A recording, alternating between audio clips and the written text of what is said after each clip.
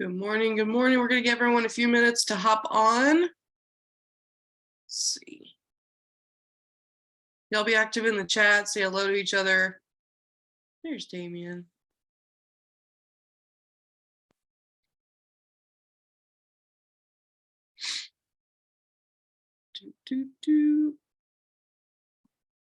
Spotlight. Oh gosh.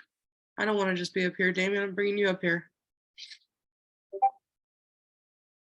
Good morning. Good morning, guys. How's everybody's Thursday going? It's going good, man. How's yours? It's good, man. I got 2 subject 2s that I'm closing on hopefully this week. And then I got another one, but I had to reschedule it out 10 days because the sellers never do what you need them to. They told me they had a deferment in place, but they didn't. So we got into closing and they asked me for a reinstatement letter, and I was like, no, we have to call the mortgage company and get it deferred. So, My goodness. 10 days. You're almost there. Yeah. Well, that's awesome, man. Yeah, man. How have you been? Good. It's been a busy week since we came back from Thanksgiving. So just trying to get ready for all the fun and festivities this weekend. And yeah. Awesome. Dameon, what about you, man? You're muted. There we go. Cool. No, same. Yeah, so far it's been great. Thursdays. I don't know. Thursdays I felt like it was like the busy. I think it's because I'm expecting like this live, so like everything kind of runs into everything at once, but it's been a very productive morning. So hopefully we get some contracts today signed. So that's what we're looking forward to right now. That's exciting. It's always like that nerve-wracking moment, like waiting for the contract to be signed and sent over. Yeah. You're prepping and preparing for everything that's coming. And then you're like, okay, I'm ready. Where's it at?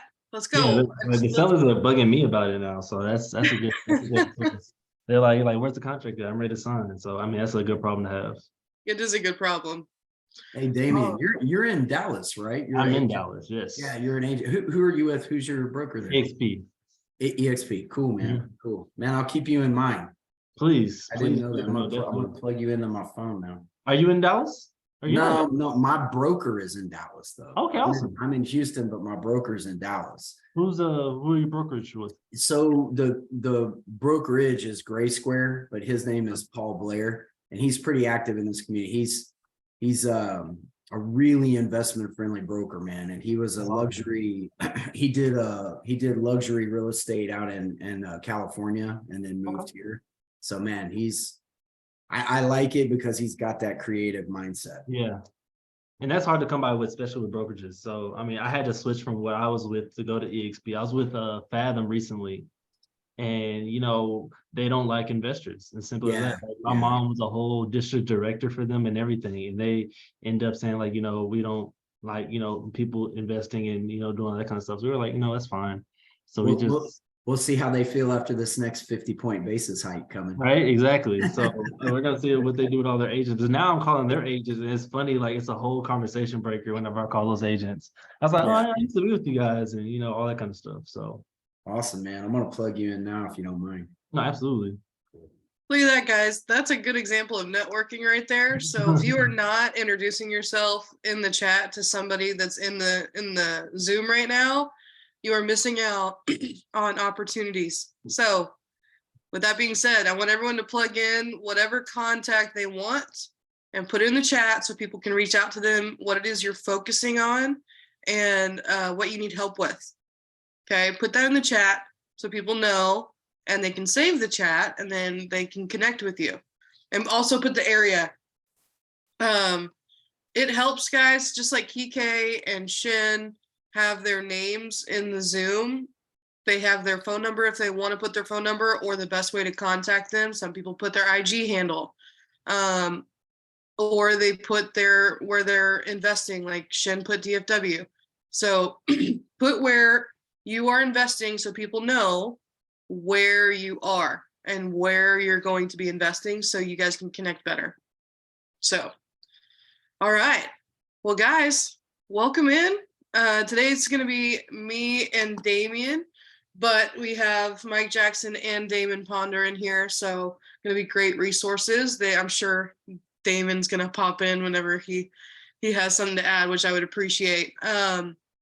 So, Dameon, what have we gone over so far?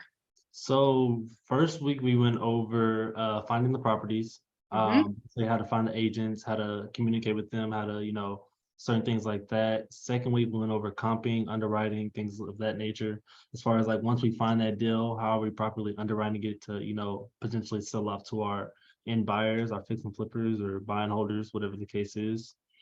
And now this week we are going over how to get that under contract. What's the right way to kind of get that under contract? And also, since next week is the Elephant Challenge, we're going to go ahead and throw in how to find that buyer as well. So we're going to cover all that today. Yep, and then structuring the offer, right? So being able to send that off. And so this whole Zoom series on Thursdays, guys, was mainly to get it to where it was weekly that would build upon your skills when talking to agents. So hopefully this would be a great way to round out before we get into next week. So if the Elephant Challenge does start on the 7th and go through the 10th like it's scheduled, then next week we won't have a Zoom. Okay, so we don't want to take away from pace. We want all of you guys to be on there and be an Elephant Challenge. So, and we'll be in there too. So we want you guys to make sure you understand that when we're done today. So before we get started into what we're doing today, anybody have a win? I know Dameon just shared his, but anybody got a win or a lesson they learned between last week and this week? Anybody? I think I do. Ooh, come on, So- Kike. The deal we've been talking about like every week and every time I've been in here. Yeah. Finally got the seller and the agent to agree to a call on Saturday morning to talk terms, and then my JV partner and I are going to submit an offer based on that conversation. That's Perfect. awesome. My Awesome. first offer. Oh, that's even better. Oh, what'd you say? That's our first offer.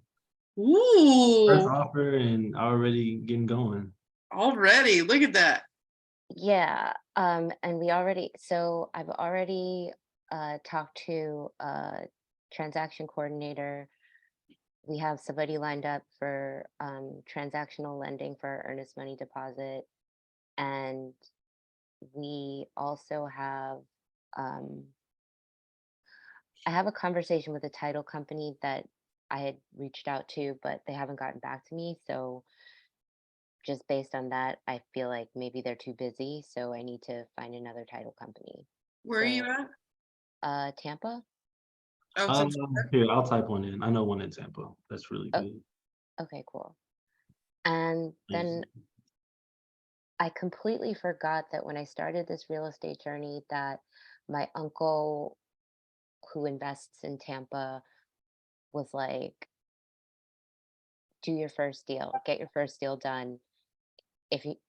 I got you up to $10,000 on your first deal. And I Awesome. completely forgot about this. I don't know how, because Girl. I've been focused on not reaching out to family about this because family can be so dream crushing about what they don't understand. Mhm. So I have just put family completely out of my mind on this real estate journey and just focused on the people who think like me, are doing what I'm doing and not trying to talk me out of it. But it just came to me this morning that I could ask him. So Yeah. I'll be talking to him this evening. Get it, girl. And I'm with you, right? Guys, raise your hand or put some in the chat if you got super excited when you started learning about real estate investing and what you could do to help people, what you could do to help yourself and your family. But your friends and family were less than impressed at the beginning of you talking about it. And it was almost like they just immediately shot down your dream, right? You're like, oh man, you guys just don't see the potential, right? In our head, it was like, this is genius, right? Why isn't anyone else thinking this?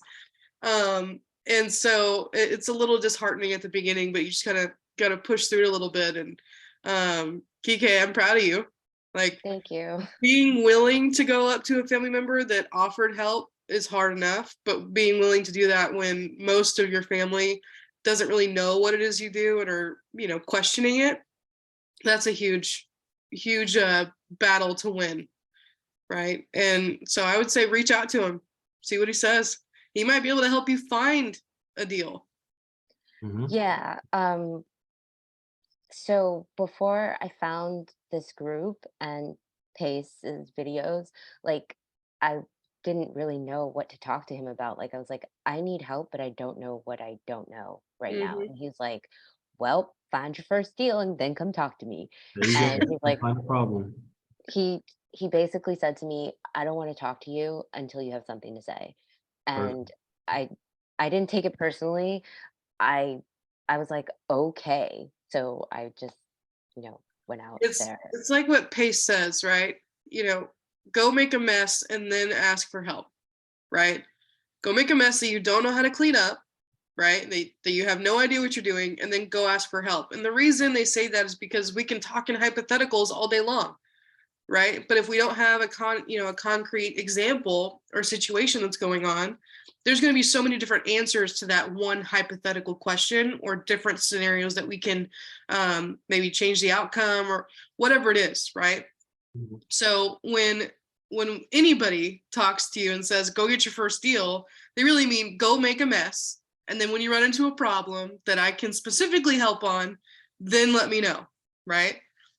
So I applaud him for doing that. He's just trying to get you out of your own headspace to just go do it, right? Yeah, and I really want to thank, this Zoom and this group because I was dilly-dallying with fear within my fear of reaching out to Yeah. agents. And it was after this Zoom that I went to the Facebook group and saw someone's post about don't be afraid to reach out to agents. And I literally just sent copy and pasted this dude's text message to agents about only buying creative finance, trying to buy a few more properties before the end of the year. There Let you me know if go. your seller's interested. And I got so many no's. And then I got like two yeses. And I'm working this deal right now. Was one of the yeses. And the other deal, I talked to the agent after the text message, and she said she would check with her seller and hasn't gotten back to me yet. And it's like, okay, I'll follow up with her a little later. Yeah, these agents are really, really kind of becoming more open to, like, hearing other options, especially the ones that have been sitting on the market forever. They just haven't heard of them. Like, I don't know if Diego's in here, but if he's in here, like, he just called an agent randomly, and she's like, "Thank you, somebody finally, like, brought to me terms options." And she stopped what she was doing. It was like at 5 o'clock at night or 5 o'clock in the evening. She stopped what she was doing, drove over to his office just to work out terms and all that kind of stuff with it. So it's just the fact of doing that one more call or whatever the case is. He was about to leave that, like, that was the last call he was gonna do, and she drove over to come meet him to work something out, and so that turned into like a great kind of thing. That's awesome. Yeah, I mean, guys, sometimes we also don't think about the perspective of the agent, right? What it is they're dealing with. Mhm. I mean, imagine right now, especially with the market change, there's a lot of properties sitting at 90, 100, 120 plus days on market, and they don't know what to do. They're worried about their commission. They're worried about how they're going to feed their family. They're worried about their own client and how they're going to help them. And we often can get clouded in our own head when we're thinking from our perspective. But when you start thinking from an agent's perspective and then communicate that way to them, then that's when the conversations tend to flow a little bit better. That's when you start to get a little bit more trust with the agent. Doesn't mean you know everything. It just means that you are taking time to understand what they're dealing with on their side. So I think that was a great thing for you to do, Kike, is just keep pushing through the no's, right? I think every time I get a no, it's a win for me, right? Because at one, I had the conversation, two, I dialed the number, and three, the agent didn't hang up on me, right? Even if they did, that's their fault. But either way, it's a win because I got an experience. I learned, okay, well, this isn't going to work. Maybe I need to reframe this. I have points for myself that I can take away from every call to make sure that it goes better the next time. Does it mean it's going to go better the next time? No. But is that all on me? No. It just doesn't fit that agent or that client. So don't get in your head when people and agents tell you no. It just means either they're not ready to hear that option or it really isn't an option for them they want to consider. There's nothing wrong with that. So I push for all the no's because eventually I'm going to get a yes. Each no leads you closer to the yes. And then I have one other win. Do it. In the middle of like all of my texting and phone call outreach day before yesterday, I got really, really frustrated and feeling like I don't want to do this anymore. But well, for the day, because I give myself, I'm going to call agents for X amount of time each day. And I still had like half an hour to go in my timer, and the very next call that I made was to an agent who was like, "Oh, well, I don't think this seller is going to do creative finance on this. He wants his cash. He's not really motivated to sell, blah blah blah." But him and his son do own like 6 other properties, and they might be interested on one of those. And proceeded to just tell me all this stuff. And we exchanged email addresses, and he emailed me all of the properties that these 2 sellers have and the minimum they're willing to take on each property. And basically see if you can make these numbers work for a buyer and let me know.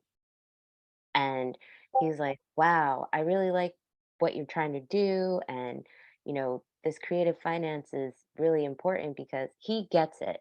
And Yep. I was like, well, I'm just out here making relationships. He was like, well, we need to be friends. And I said, yes, we definitely do.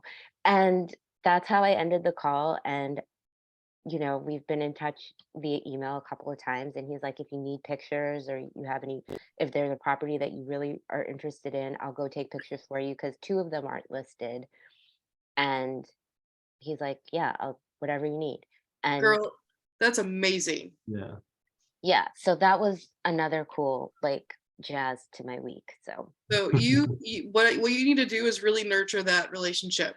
Like he needs to be top priority so that because he knows, right? Just like you said, he understands the importance of it. Yeah, like Carol said, how are we not doing deals together? Right? You should be saying that to everybody, but especially when it comes to agents that you're starting to really build that relationship with, and he is reciprocating that. Oh, those are my favorite people. Those are the people I want to contact, a couple times a week, and say, hey, how can I help you? How can I help you? What do you need help with? Is there any of those, properties that you're just having a hard time on? Let me know. Right. And he can be your best friend. He wants someone as an investor that he can be, he can have as a point, right? In situations like that. right. And the issue with these 2 sellers is the father is, very old school and believes in conventional everything. It's like if it's an investor, it should be an all cash offer. But you know, those days are kind of over, I think. Going down. Yeah. Well, It not over, depends. but It's they're shifting to another option, right? More heavily than it would cash. right. So I think the issue is really just getting someone to be able, like, I guess we can't convince anybody to change their mind on how they do business, but like as the agent, how do you like what can I do to help him if his seller is so adamant on being handling business one way? Well, I think, and I'll let you answer here in a minute, Dameon, but I think you said at the outset, right? Is a man, and Pace says this all the time, and I think I've said it like 10 times this week. A man convinced against his will is a man of the same opinion still. We can't force somebody to want to sell the way that we think they should sell, right? We can't, force someone to sell their house to us in general. We don't want that anyways. But we don't want to convince somebody to sell. We want to show them the option and then let them decide. Is that the option that they want to do? Now, as far as what you can do with the agent, then I would just say, hey, why don't we get on the phone or Zoom or something where we all three can communicate together, and I'll just explain it.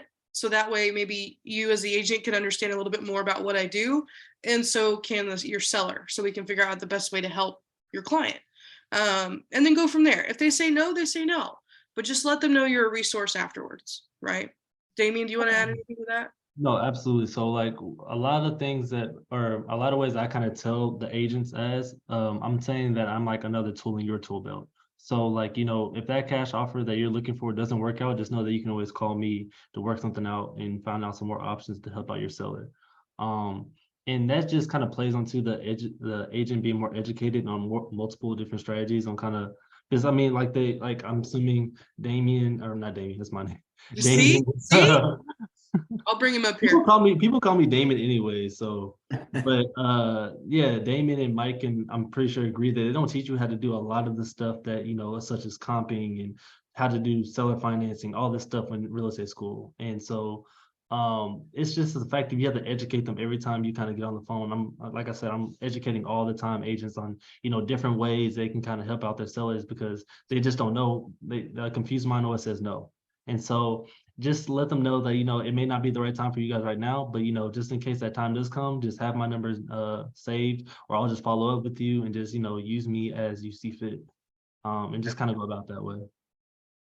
Okay. Damon, you want to add anything to that? Yeah, so I hope this helps, but I like to say understanding what my yes looks like, right? I like to fully understand what my yes looks like. And what I mean by that is numbers, right? The numbers don't lie.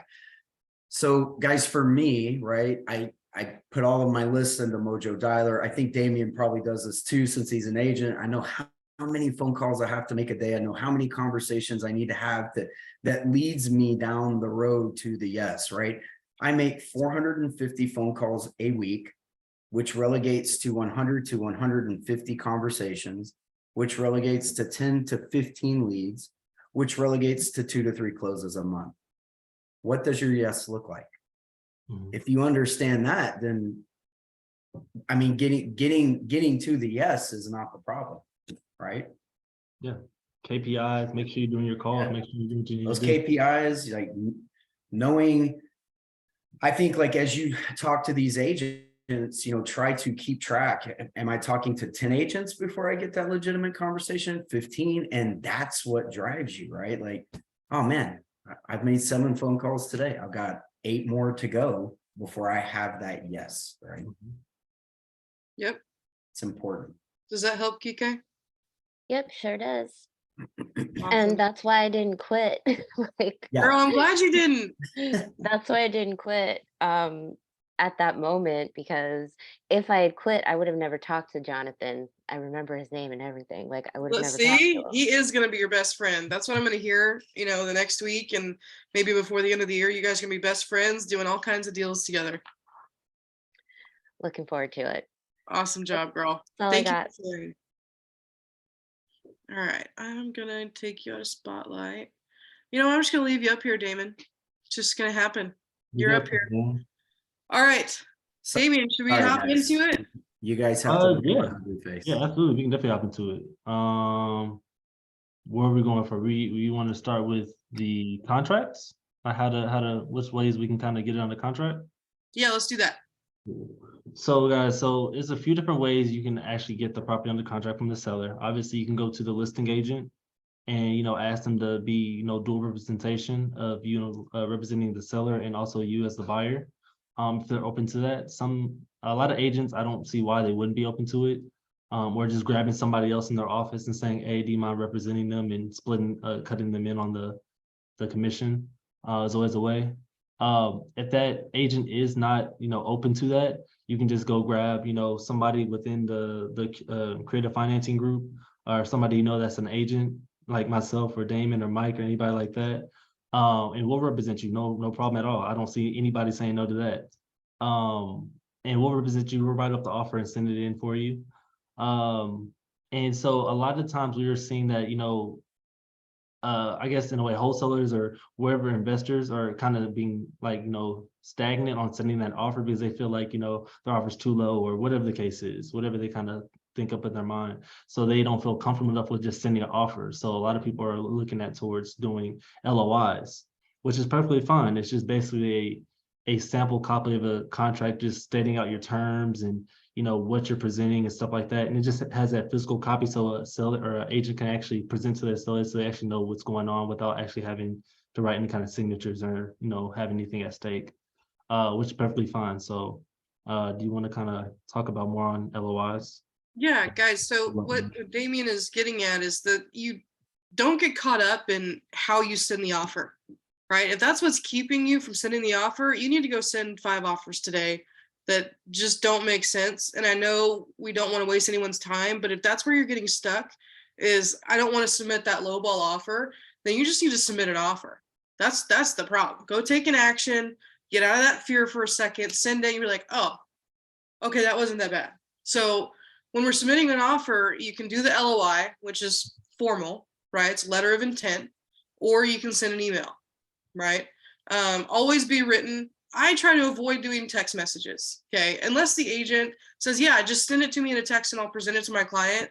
Even if they say that, I'm gonna send it in a text, but I'm also gonna send it in an email because I want that to be able to get to the client. I typically try to avoid text message offers, but you do what you want to. Just make sure that if you're doing that, you also send it by email. So with the LOI, I'm gonna pull this up. Let me see. And oh yeah, you have one open? Yeah, I do. I think I Yeah. And I just downloaded, guys, the one that Pace has on Discord. Mhm. So it's right in there. So we'll go over that real quick. So, guys, here is the LOI. Okay, everyone see my screen? You good? Everybody? Yes. Okay, cool. So up here, you just download it to your computer, guys. Change the date, obviously. Then put your subject property information right there, just the address. And then make sure you address somebody actually, not just leave it as sir, madam. And then go through and change in here your LLC and stuff, right? So all this is laying out is the main things that we need to know or the agent needs to know when they submit the offer. And so an LOI lays it out pretty formally, but it's still simple and easy for them to read. So lately I've been having quite a few agents that are like, yeah, just send me an LOI. I'm like, okay, not an email. No, an LOI. I was like, okay. So you just put the purchase price in there, whatever it is that you are purchasing it at, right? And that includes your assignment. If you are wholesaling it, make sure that you do that, okay? Financing. So Dameon, what kind of financing can we put here? You can put like it has seller financing. You can put cash, hard money, which are basically the same thing. Yeah, or you can just do like if it was like a FHA or something like that. If you're like representing like a buyer, something like that. But just as a wholesaler, you're probably just gonna put either one of those 3 options: cash, hard money, seller financing, or probably like subject to something like that. Right. Perfect. So make sure you put that. If it is cash, change that to cash. And then deposit to escrow. What is that, guys? What is our deposit to escrow? Put it in the chat. Oh, I know you guys aren't sleeping. There we go. Katrina got it. Perfect. It's your EMD, right? So if it's $1,000, put $1,000 there. If it's 5 million bucks, put it there. Hopefully it's not. Keeping it as low as you can. So the next we have our due diligence period. What is our due diligence period? What is that? In what terms do we usually inspection period? We talk about inspection. Now here's the interesting thing in Texas. There is an inspection period and an option period. And there seems to be where they are used synonymously, but Damon, what is the difference between the inspection period and the option period? Yeah, so the inspection period is a time frame for me to get an inspector in, right? And I may be wrong about this, Dameon. You can correct me, but the option period, I believe, is that's your option to be able to back out of the deal, right? So you've got 10 days or 15 days, and generally speaking, here in Texas, it's $10 a day. I think that's about the running average. But here's one thing to know, guys, if you are in Texas. So the option period and the inspection period is generally the same. And the way I like to think about it is the option period, you're paying for the time that you put in the contract. The inspection period, typically you're just putting down your EMD money to open escrow, right? Which allows you whatever time you agreed upon, and whether it's the option or the inspection period, okay? But the way to think about this is that if you want 10 business days for your inspection period, but in the contract, the agent wrote 10 business days for an option period with an option fee, then you know that you are having to pay for those 10 days. And generally, you do have to pay something. You can't leave it at zero. But if an agent throws in a bigger number than you discussed, then you need to make sure that you go back to the agent before you sign it. Yeah, Does that make sense to everybody? That was a much better description than the one you gave. Done. Well, I had to learn the hard way. Who's the So- agent here, Don or Damon? I don't know, man. Gotta give Don a license. Hey, Oh, Don, God. can I chime in really fast? Is that Mike? Yeah, it is. Okay, it's not another Damon. Okay, we got this. Or Sorry, Damon. guys. Remember that the option fee is a fee that you cannot get back. Yes, That's very, very important. yes. That you will lose that. So if it's $10 Regardless a of what day happens. for 10 days, then you'll lose that $100. So just be aware of that. Yeah, go in with the expectations of that's the option period, I'm not getting back. Yeah. See, we got a question. Does the option get applied to the purchase price? No, that's another good thing. So that does not get applied. Yeah. So the earnest money is different from the option. So the earnest money is going to be deposited as a down payment basically a down payment towards your balance. But the option fee is literally just paying for your time and their time as far as walking the property and doing all that kind of stuff. Right. Yeah. Good question. That is a good question. And that's also Um, state specific too. That's Texas only, just FYI. Yes. Yeah, no, it's a good point. Yeah. So just when you guys are talking to agents or you're talking to title companies, you can ask them. Don't be afraid to ask them. Just say, hey, what is it that I need? What's typical and how do I submit this? You know, because you're going to have to submit it to the title company to open escrow. And every title company is a little different in how they choose to have it sent. Some truly just work with wires. Some are getting fancier and have mobile deposits now, which is interesting. I ran into that. So can you avoid paying an option fee? I was just going to In- ask them. In Texas, it's something new that I've learned they've started doing within the last couple of years, I think. They started really ramping up on the option fee. So as far as I know, you can try, but generally they want something in that option, but trying to keep it as minimal as possible in Texas would be best. So $10 a day is reasonable. I So feel, and correct me if I'm wrong, Mike or Damon. So I feel like everything in the contract is malleable.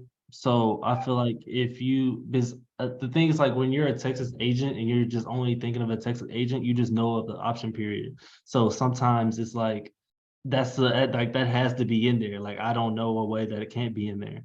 But I feel like, anything's negotiable in real estate, and that includes like the option fee. So I feel like, if you're able to, talk your way out of paying the option fee, I feel like it's definitely, doable. I've done it.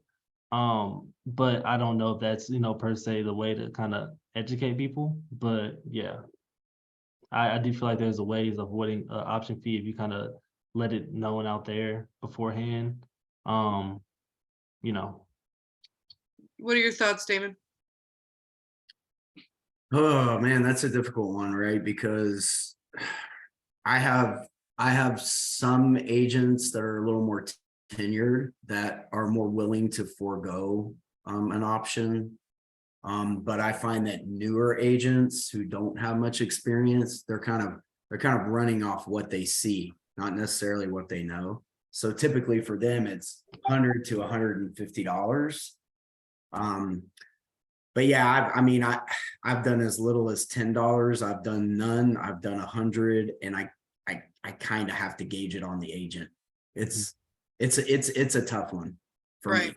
me. Yeah, no, it is for sure. And Shin just put in the chat, he goes, I submitted $10 for 10-day option period, and seller countered for 250 for 10 days. I mean, hey, it's 25 bucks a day.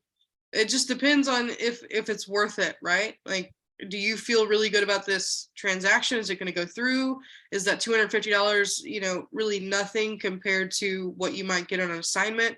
If everything lines up the way you want it to. So you have to really make sure that you are okay with the number. If you're not okay with the number, negotiate it, right? And explain why you're negotiating it. Say, hey, I don't want to spend a whole lot of time, negotiating this. I'm willing to give you something, but I want to focus on making sure that I get all my due diligence stuff done. I think $10 a day is reasonable. And if it ends up being sooner, then I'll let you know. But I'm really wanting to get through this process so we can get started, right? Just putting the time back on them and saying, hey, I'm serious. So why are we negotiating about $10 versus $25 a day? Can we just continue to move on? So, Mike, do you have anything you want to add there? I see you fidgeting. I mean, I'm always fidgeting, but I hate the option fee. The option fee is a complete waste of money. I hate it. And like we said earlier, it's like you're burning money. So what you want to try to do is reduce it as much as possible. And what you can do sometimes is reduce your inspection period. So you can say, typically I do a 10-day inspection period. I'll give you $100 for a 10-day inspection period. Why don't we reduce it to $10 and we'll do a 5-day inspection period? It's a negotiation. It's a strategic point negotiation, like Dameon said. So it's super important to reduce that as much as possible. But what it also does is emphasizes the importance of your comping skills, right? Because what you don't want to do is get into a deal where you're spending $250 every single time in hopes that you're going to be able to assign a deal, right? So make sure that you know it's a good deal before you get under contract, especially when you're working with an agent, for a couple of reasons. Obviously, the $250 potentially in an option fee you could lose, but also that relationship you could lose as well. Yeah. And so those two things are super important. Yes. Guys, a random thought here, but now that I see Damon and Mike on the screen together, I had this thought. I was like, I wonder if Damon and Mike ever talked at some point before Damon joined the group, and how that conversation went. That just popped in my head randomly the other day. I was like, I wonder, because Mike likes to create chaos when he's on the phone. So it's been interesting to watch. So I wanted to see if Damon had any thoughts on that. Yeah, 100%, man. Mike is awesome. Mike and Don are responsible for getting me into the sub-2 community, and I am forever grateful for that. Oh, man, you did the work. And I don't talk to Mike as much as I should, but I have reached out to Mike and be like, hey man, let's catch up. Because Mike is an absolute wealth of knowledge. So yeah, anytime I reach out to you guys, I learn something, and yeah, I'm very, very appreciative of the both of you. Right back at you, man. Right back at you. Yeah, Awesome. Mike is awesome. I reach out to him all the time. I don't know something, or if I just need a quick answer, he responds super fast. So fast. He's like glued to his phone. I love where the Zoom is going, guys. Let's keep this up. This has gone really well. I'm sorry. I know, random thought. Thank you, guys. Mike, do we need to build up your ego anymore today? I can do it, man. That'd be great. That'd be great. Well, I have an appointment at 5, but that's all that I need to attend to. So I'm here. All right, we'll get back on track. We'll get back. Happy to help you guys. Anyone who needs help, I'm happy to help. It's great to know you guys. You guys are great friends. I appreciate it. Thank you. You're welcome, man. Okay, so now that we've gone through that due diligence and kind of figured out the option period and making sure you guys understand the difference between the option and the inspection, next is closing. So This one in here has 45 days after due diligence. Dameon, what is typical that we should be putting in here? So typical, when wholesaling, you kind of want to push as much as you can and not try to over push. Typical is probably like 21 to 30 days, just so you can kind of like, have that buyer, because you have to keep your buyers in mind. Usually they're getting financing. So depending on whoever they're getting their money from, whichever lender, you want to give them enough time to actually say they can fund their project and stuff like that. So keep your buyers in mind with that. Some people say they can fund as fast as like, a couple days with hard money. And that also just gives you time to find a buyer as well. If it is kind of a harder project to kind of push. So if you can stretch it out to like 45 days, then more power to you. But if you can't, just try to be more reasonable and get as much as you can out. Yeah. And typically, guys, most people put, this one's great, 45 days after due diligence. That's amazing. But Yeah. typically it's 30 days on or before whatever date, right? For closing of escrow. So if it's like the 15th, then you put this many days and then put, if you have a specific date in mind, but you don't have to. You can just say 30 days on or before this date. So one thing that brought up, Dameon, was yes, you can find a buyer all the way up until your close of escrow, right? The date that you put in here, the days that you put in here. But what happens if you go past your inspection period, right? Yeah. For your EMD? Yeah. So at If that you don't point, find a buyer, then you could lose your EMD, right? You will lose your EMD because if you cancel the contract, it's gone.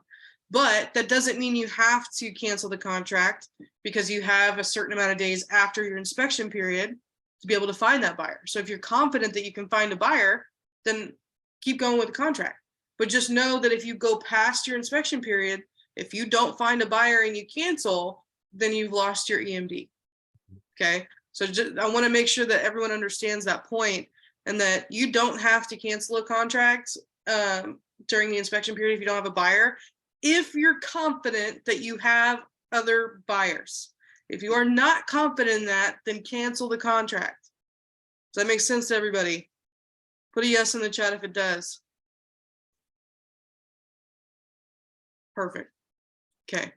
I don't want to hear about anybody losing EMD because they didn't understand that. So just make sure that if you need help, you reach out to people. Okay. So closing costs. In this situation, they put buyers responsible for closing costs, but who is typically responsible in a transaction for closing costs? Put in the chat, guys. Who is it?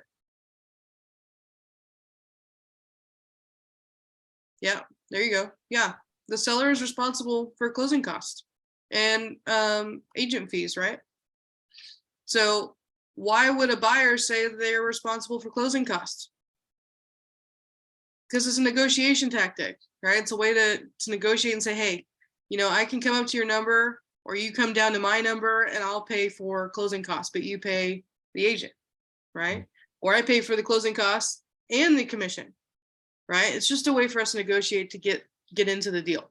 So just make sure you're changing that and say, okay, I'll pay for closing costs, but you pay for agents. I'm going to put buyers responsible for closing costs. And then representations and warranties. Guys, do you ever fill this in? You ever put that in for yours? no, not necessarily. I mean, like with representations, I'm assuming that's just like of the agent, like who's representing the seller. And warranties is kind of going into like the home warranties and who's covering like the title policy and all that kind of stuff. Yeah. I don't really touch it, honestly. Cool. So then, guys, you can take this out as much as you want, adjust it to your own flow. Carol, this document is in Discord. I will try to post it in there if you can't get into Discord. It's in the resources tab in Discord. Okay, commission. Each party will be responsible for any commission owed to respective agents. And we just talked about this. You can also change this to, seller is responsible for any commission owed to both agents, or buyer is responsible for commission to both agents. Or if you're going in unrepresented and so is your buyer, then you put buyers responsible for seller's commission. Just know what you're going to put in here, right? It doesn't have to be this perfect sentence. Just it could be buyer's responsible for commission, seller's responsible for the commission. So title company, it should say title co, but do you think it's more professional to leave it as TBD or to actually put the title company you want to use in here? Yeah. Now, can you leave it to be determined? Sure. But who gets to typically pick the title company, the buyer or the seller? Right. So if an agent says, hey, we have this under contract now, I would love to be able to use this title company. They're awesome. And I just want to be able to give back to them, or they just really like this place, right? What do you do in that situation, Dameon? I mean, honestly, I don't really nitpick about it. I'll let them go and do it if that makes them happy. As long as they can, like, I'll call the title company beforehand to kind of see whatever kind of strategy I'm doing. I'll kind of see if they're okay with doing it, if they're open to it. I feel like a lot of times, like a lot more now, or of recent, title companies are kind of more open to doing things creatively, wholesaling, doing other kind of strategies. As long as you kind of give them clear instructions on what to do, then they can. If they're not open to it, then at that point, I would probably change title companies at that point. Yeah. Damon. God, dang, did it again. What about you? What do you do in that situation? If an agent from the seller says that they have a title company, what do you do in that situation? Yeah, I mean, somewhat same, because title companies can always change. Like I can do addendums and always change that. So, like get the deal done, and then you get the buyer in, and the buyer, can negotiate an addendum to change the title company. Yeah. I actually just did that on a deal. So. Yeah, and guys, it's really important for you to call title companies just like Dameon did beforehand if an agent is suggesting one. And why is that? Because we still need to vet to make sure that they're good for what we want to do, whether that's being an assignment or if we're going to do a creative deal. They need to understand what it is that we do, and when you send them instructions, are they going to be able to perform on that? If not, then it may not be the best title company to use in that scenario. And you have the right as the buyer to be able to go and choose that. So you say, hey, I appreciate that. Maybe on the next one, but I really want to use my title company, right? Just leaving it simple. It doesn't have to be this crazy thing. It's not going to necessarily keep you from getting the deal. But if an agent is really adamant, then do what Dameon and Damon said. If it doesn't make too much of a difference, then just go with what the agent wants. But just know you have the right to choose the title company. And then once you do, put it in here, put in that name of the title company. And if you've already talked to a title agent, put the title agent's name and maybe their phone number or email in there. And agents will love you for that if you put that information in there beforehand. And it just makes it look a little bit more professional. Transaction contingencies. So, Dameon, do you fill anything out here? Is this normally in your... No, I actually don't even put that in there, but I might add that because it's hard enough trying to get the agents to talk to the sellers by itself. I mean, having that in there like kind of makes it transparent with everybody. Like I need to talk to the seller to work out terms, not through the agent. But things can be misconstrued, playing telephone. Yep. And what other contingencies could you put in here for transaction contingencies? Probably as far as access to the property, by buyers, kind of discretion, at reasonable times for the seller, obviously. Stuff like that, probably like just like access to the property. Okay. Damon, you got any other contingencies you've seen that you might add in this scenario? Yeah, I always throw in an inspection contingency, right? And I kind of learned that from a wholesale deal that I just recently did that kind of went awry, right? something that I learned from, and I kind of learned it actually from the buyer where, if you come in and, hey, I just make sure that I put that in there, right? If we find some kind of respective damage that we didn't find before, the foundation or something like that, that it either gives me, the ability to change that cost and or to back out of that contract, right? I just make sure that I state that so that I cover myself, because man, we got a lot of grief on the other agent on the other side, a lot of pushback, and I had to bring my broker into it. And yeah, so.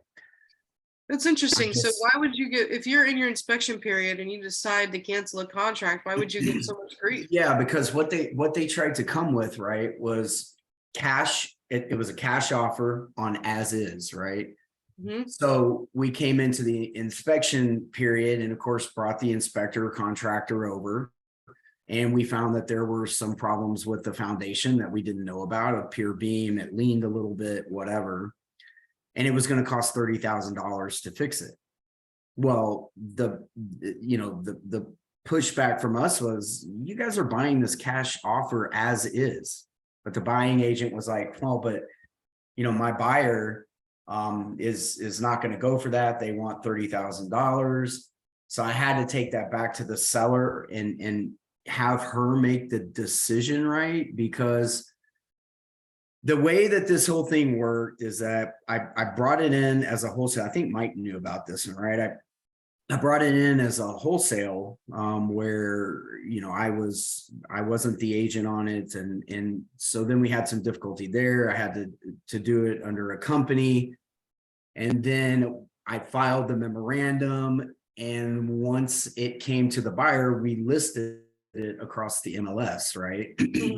And so when we did that, we got somebody that was part cash, part loan, and so.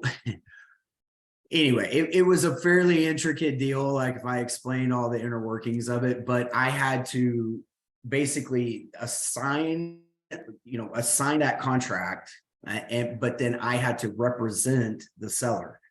So I had to assign out as underneath my company, and then come back in with fiduciary responsibility to the seller. And so then I was having to actually negotiate the contract back and forth, right? It was a very interesting deal. I learned a lot on it, as did my. That's an interesting point too, guys. I'm seeing a lot more as is properties, right? And I didn't understand at the beginning when I first started investing that if I got something under contract and then during the inspection period, while somebody was doing boots on the ground or something, found something the agent didn't disclose. And that doesn't mean the agent was lying to me. They just didn't know about it, right? They didn't understand it because they're selling it as is. So once we got someone out there to look at it, we found maybe foundation problems, or there was a plumbing problem that no one knew about, but someone that was there looking at the property found it out. And so when you bring that back and say, hey, I don't think this is property for me, I need to cancel the contract because there's too much extra that needs to be taken out, and I know you guys need to sell. This isn't, what I want to do. And I didn't understand why I was getting so much grief for a cash offer on an as-is property until Dameon just said that.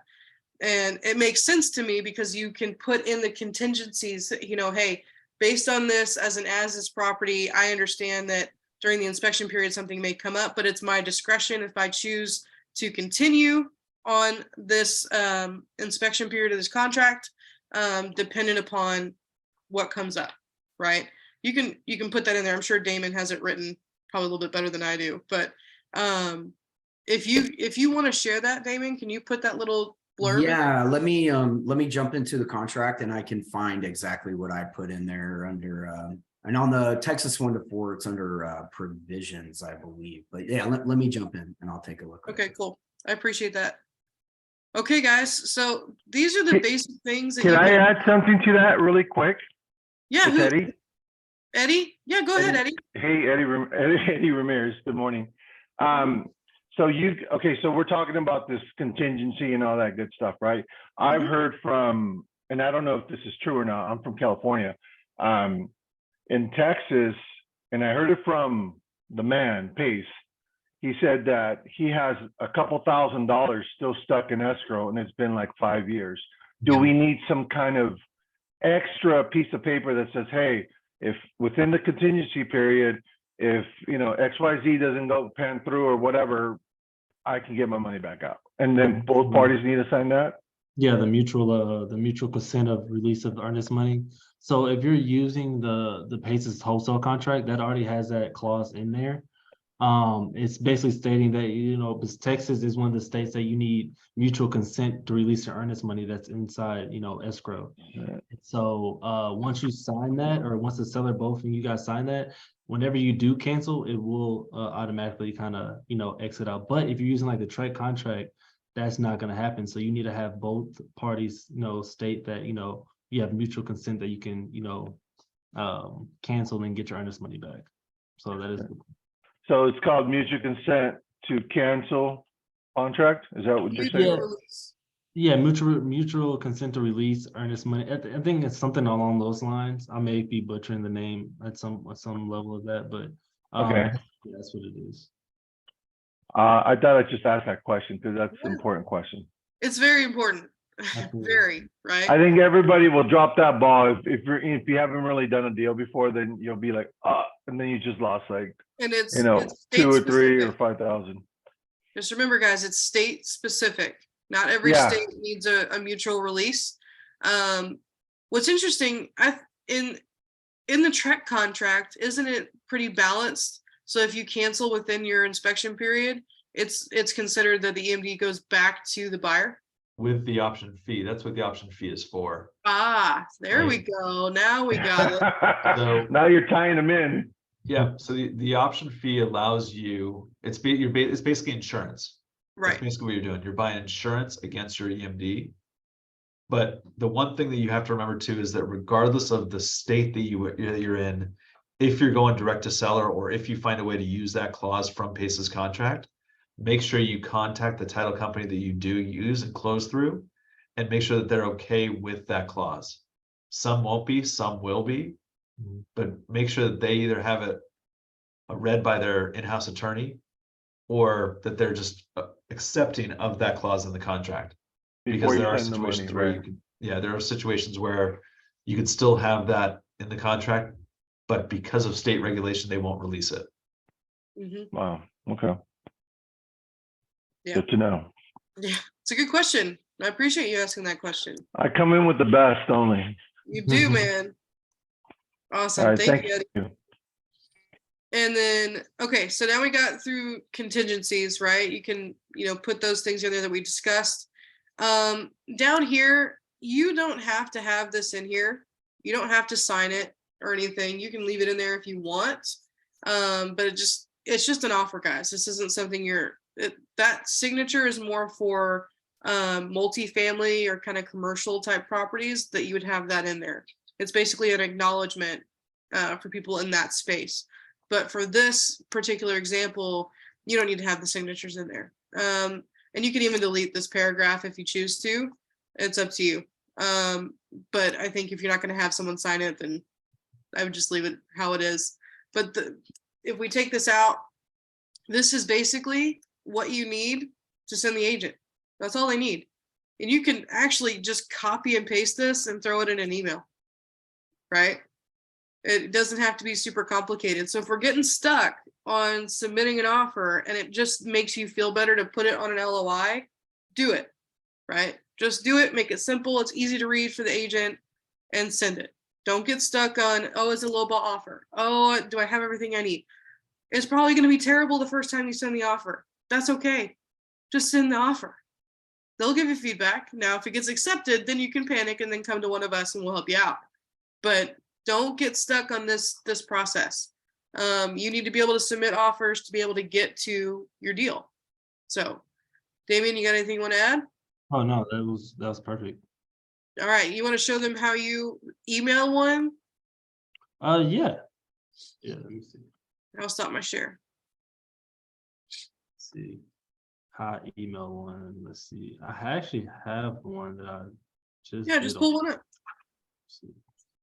Cool. So Hey, this, just real quick. Hey guys, I'm dropping in what I throw under special provisions to the chat now. It'll be a little lengthy, so if you guys want it,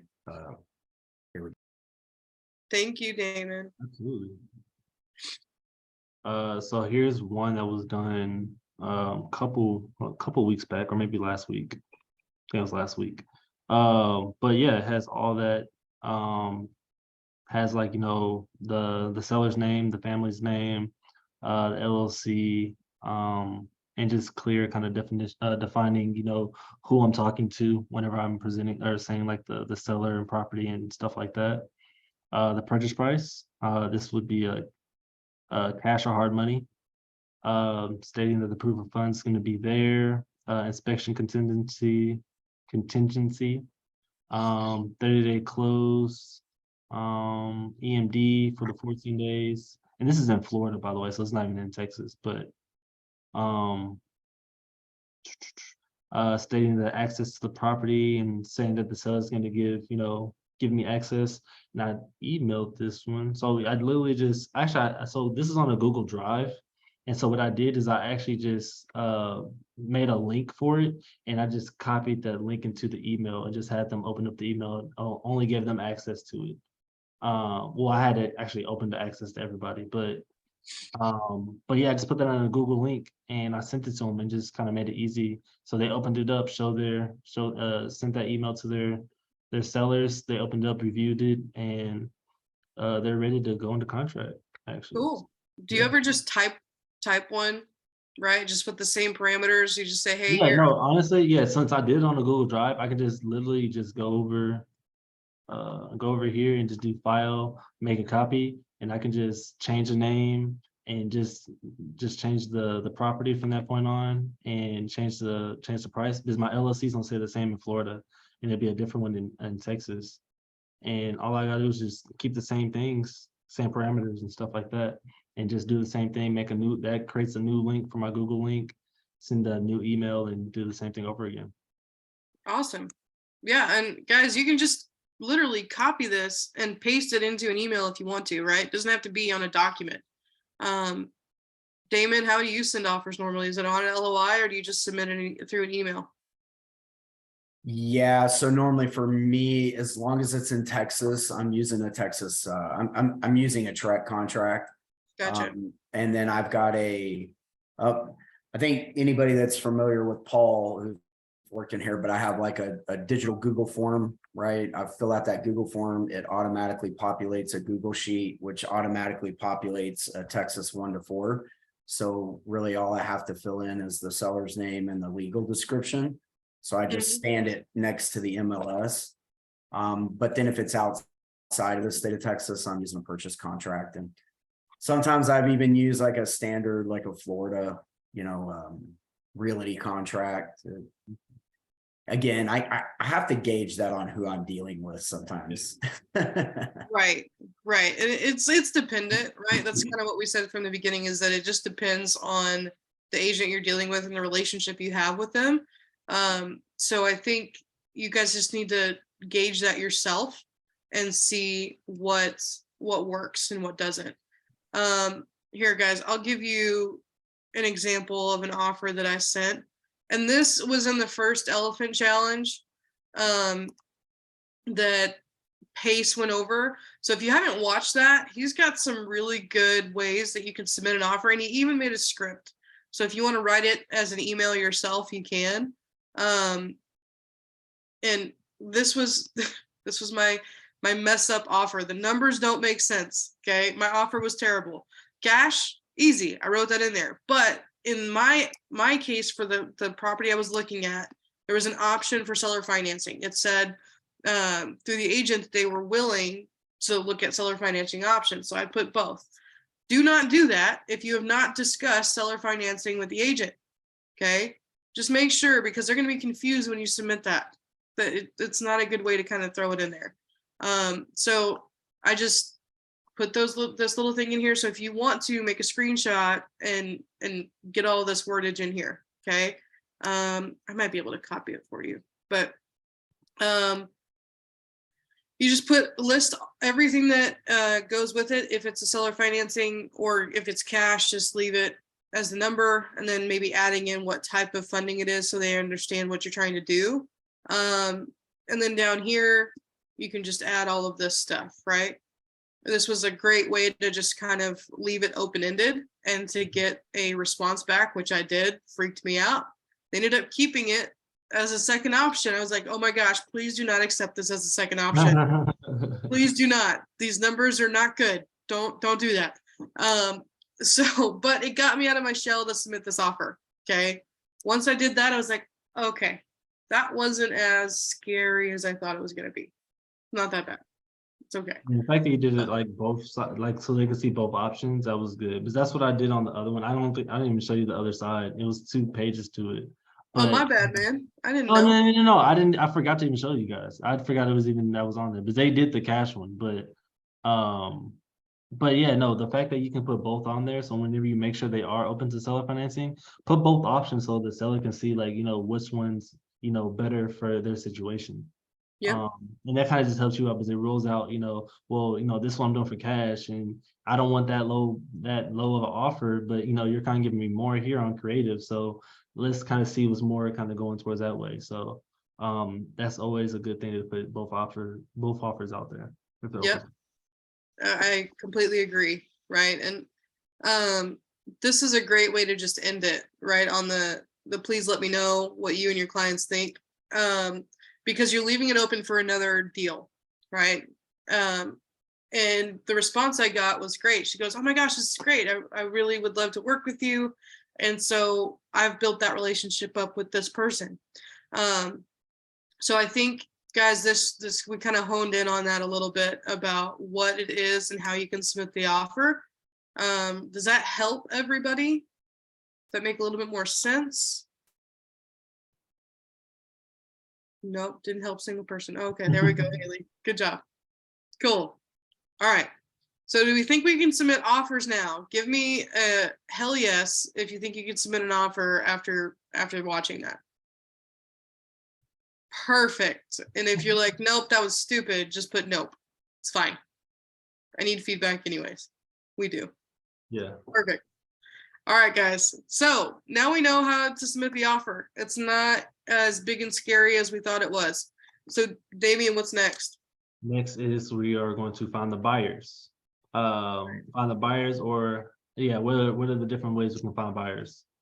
So we have a couple ways that we can find buyers. There's there's Facebook, there's what were the software that we're using, Privy.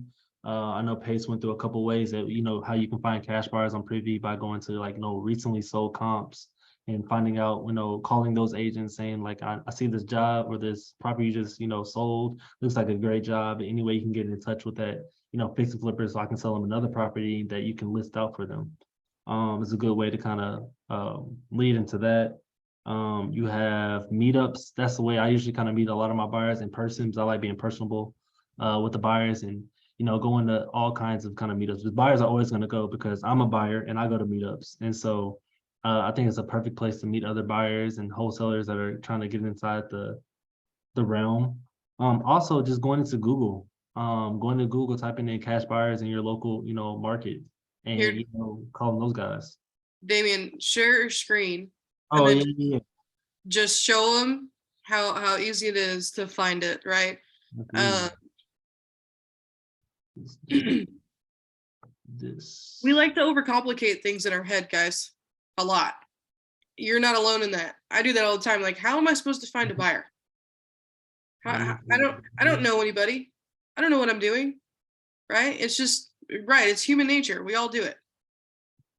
So right now he's just putting in cash buyers in Dallas. Now, a lot of these are ads, right? But it doesn't mean that we can't click on them. Yeah, honestly, I mean, those guys are the ones that just pay for Google ads and they just want that publicity to be on the first page, Yep. when someone's ever, typing that in. So we can click on those guys. Yeah, let's check out their website. Let's see what it looks like. Get it.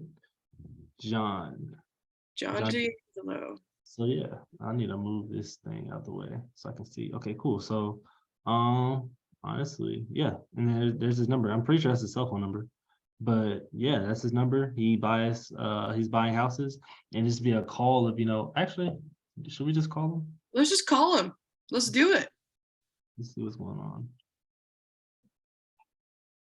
Cool. All right, let me know if you guys can hear this. Is that good? This is Paul. Hey, Paul. Oh, I was actually looking for John, but I'm looking online and I'm seeing that you guys are buying properties in the DFW area. Uh-huh. Yeah, awesome. So I am running into a ton of properties in the DFW area that need a lot of love to it. So I was kind of wondering, what are you guys kind of looking for as far as projects? Oh, well, anything we can buy and fix and sell and do okay at, these days you got to know what you sell it for, which is a little bit tricky. Yeah, absolutely. But Is- we just got to buy it right. Yeah.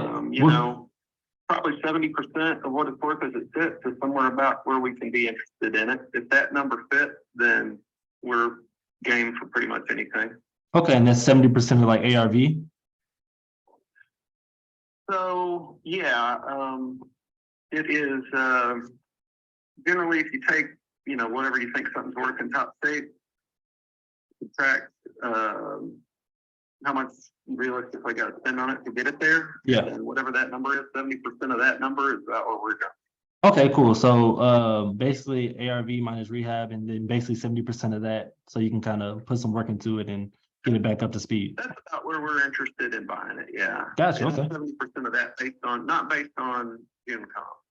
Okay, got you. So And so are there any kind of zip codes you're kind of focusing on more rather than others, or?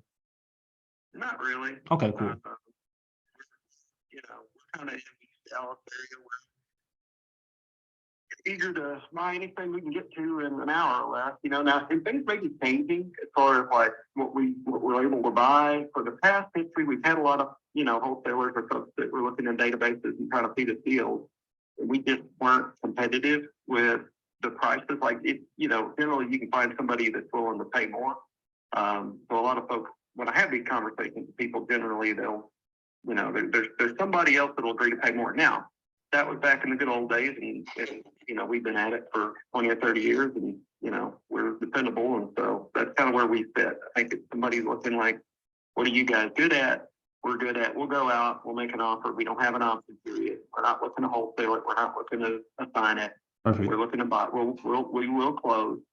But it's just got to make sense for us by the numbers. So No, if absolutely. there's enough room in it and it makes sense, we can do it. It's just got to be a deal. Okay. So as far as like the numbers make sense, like what's kind of your budget as far as like how much you're looking at your top ARV? We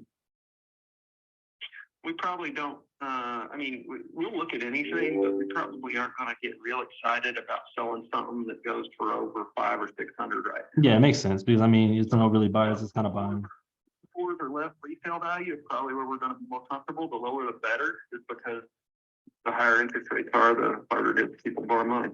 Yeah, exactly. Okay, cool. So as far as like the scope of work, are you kind of looking like for like cosmetics, or does it matter if it's like a full flip?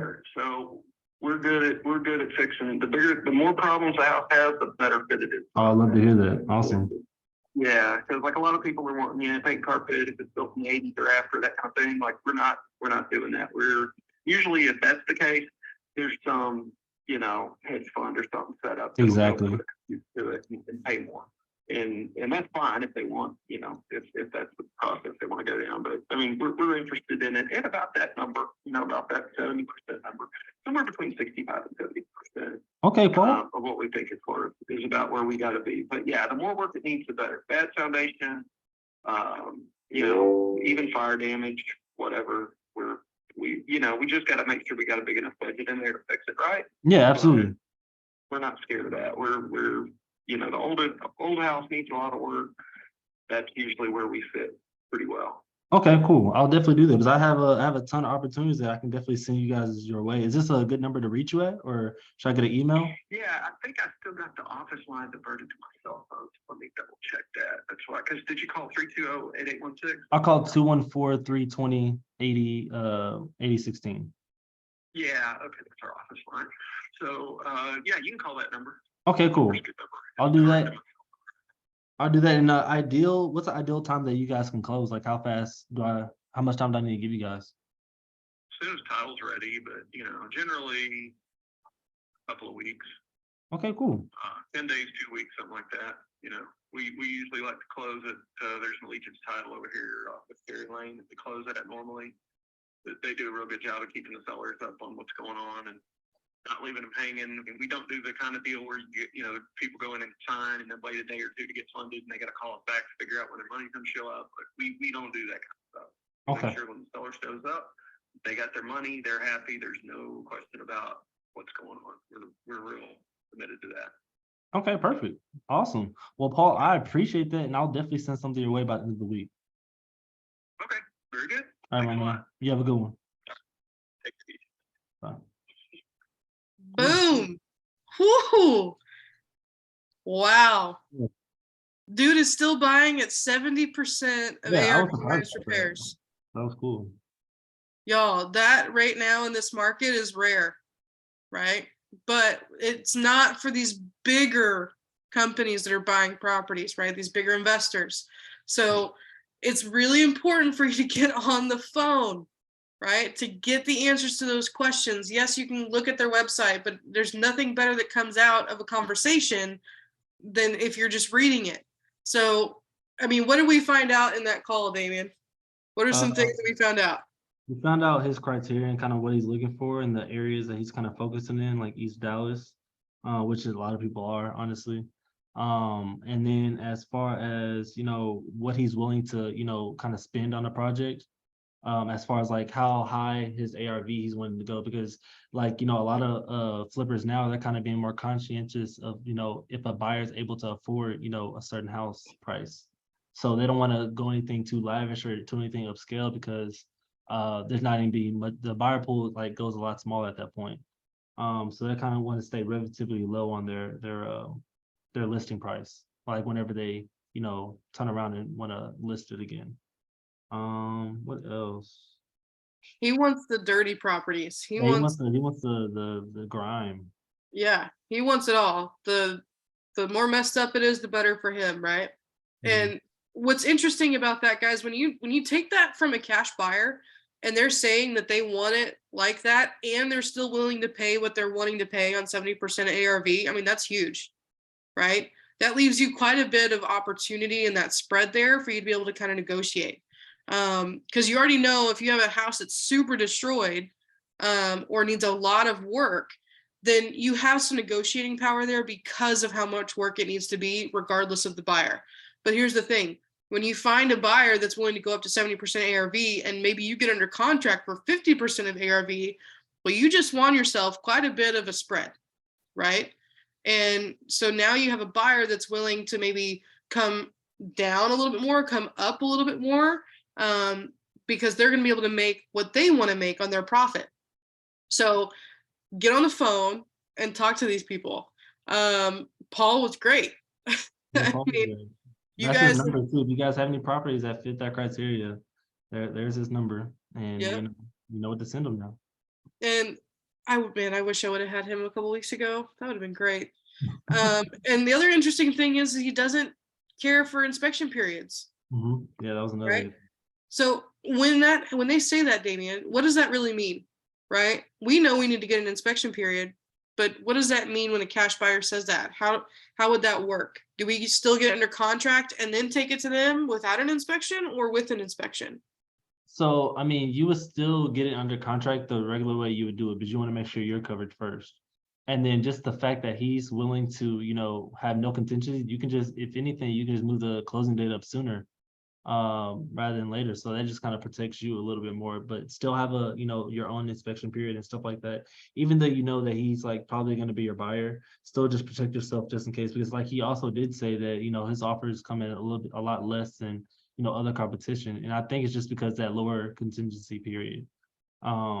They kind of, whenever they put an offer out, they're knowing that like, this is my offer. I know I can work with this to do whatever the case is. Yep. And Carol said it right there. It's sight unseen, right? They're willing to see it sight unseen, move quickly on it. And that's a negotiation tactic. right, for them too. But when a buyer says that they don't need an inspection period, they're just going to come in and buy it and they'll set it up as soon as title's ready, we'll close, right? But that doesn't mean for you as the wholesaler, you should not have an inspection period. Please have an inspection period for yourself, just in case this one buyer falls through. Yeah, Carol, CYA for sure. Because how many times does that happen? It happens a lot more often than you think, right? It could be they backed out because the funding can't come through fast enough for them. Or maybe they lost interest in the property and they no longer can take it, or they have too many projects and aren't able to cover all of them, so they decide not to follow through with the deal. So things like that happen. You need to be prepared. So don't just have one buyer, have another buyer lined up and then another buyer lined up after that, and just tell them, hey, I have a buyer interested, but if he doesn't perform, are you okay with doing this? Should be fine, right? So let's see. Yoli said, can you please clarify 70%? I got a little confused. Can you explain that, Dameon? Yeah, so what he meant by was, so based off the ARV, so whenever you're doing your comping and everything like that, and you figure out that ARV of that, you know, that neighborhood or that property, you want to go minus the repairs. And so did we give that calculator out last time? The flip calculator? Yeah. I'm not sure. It's in Discord. Yeah, It's in the so resources tab. yeah, so once you get that number minus the repairs, and you've kind of figured out how much repairs and is going to be needed, you can get like we said, a general contractor to give you a quote to kind of do that, or kind of get a second pair of eyes to kind of see the estimate of how much repairs is going to be off of that. And then basically 70% of that number is what he's going to be putting as is what he's buying at that point. Is that Okay, so let me make sure I got it. So we're talking about ARV, right? Uh-huh. And then he wants minus repairs and then times 70%. Yes. Is that what y'all got? Yeah, that's what I got. Anybody else Okay, get something different? Everybody on the same page? He did a little different. He wants you to take the rehab estimate off the ARV. Yeah, he did a little bit backwards. I agree, Marcia. He wanted the rehab off the ARV first and then the 70%, right? Yeah. So just that's why another reason why it's important to talk to your buyers. Everyone does it a little differently, right? Everyone has their own buy box. So just make sure you're writing those things down, keeping a note of that of all your buyers. So yeah, I'm glad you asked that question, Yoli. When he was talking about it, it was a little backwards, and I couldn't tell if he was just saying it out of order or if he was saying it because he wants it that way, particularly. Right? That's what I wrote it down, is what he yeah. wanted. I was like ARV minus repairs, and then that's 70%. I was like, okay, well. Yeah. And so, Mike, I know you're good at explaining this portion here. So everyone's like, well, I don't understand what 70% means of ARV. What does that mean? What's the 30% is the outlier? Yeah, so normally it means that, so if we're taking a look at price as a whole is 100%, right? If we're the ones who are doing rehab, we have to take into account some costs that we wouldn't if we were wholesaling the deal, right? And so we have to take into account closing costs, which include commissions and just closing fees. So what I do is I call that about 8%. Some people call it 6%. I'm a little bit conservative. I call it 8%. Okay. And then what they do is they take into account what they want to make on the deal, a profit margin, a percentage. And so that can vary. It can be, I've had investors want as low as 5%. I've had investors want as much as 25% or 30%. So what I do is I take that 8% and then I take whatever profit margin I think that rehabber is going to want to make on that deal. For me, it's an average of 15%. So what I do is I take 8 plus 15 equals 23. I subtract that from 100 and it makes 77. And so I think that's kind of what this guy was alluding to, is just general closing costs, commissions, profit margins. And then he's going to want to probably subtract out rehab costs, right? Dameon, is that right? Yeah. Yeah. So, yeah. What he did first is he actually did the rehab cost first minus the ARV, then times 70%. So, yeah, he did it backwards. He did it backwards. So let's say and I just did the math on it, right? So if, let's say the ARV in our subject property is 400,000.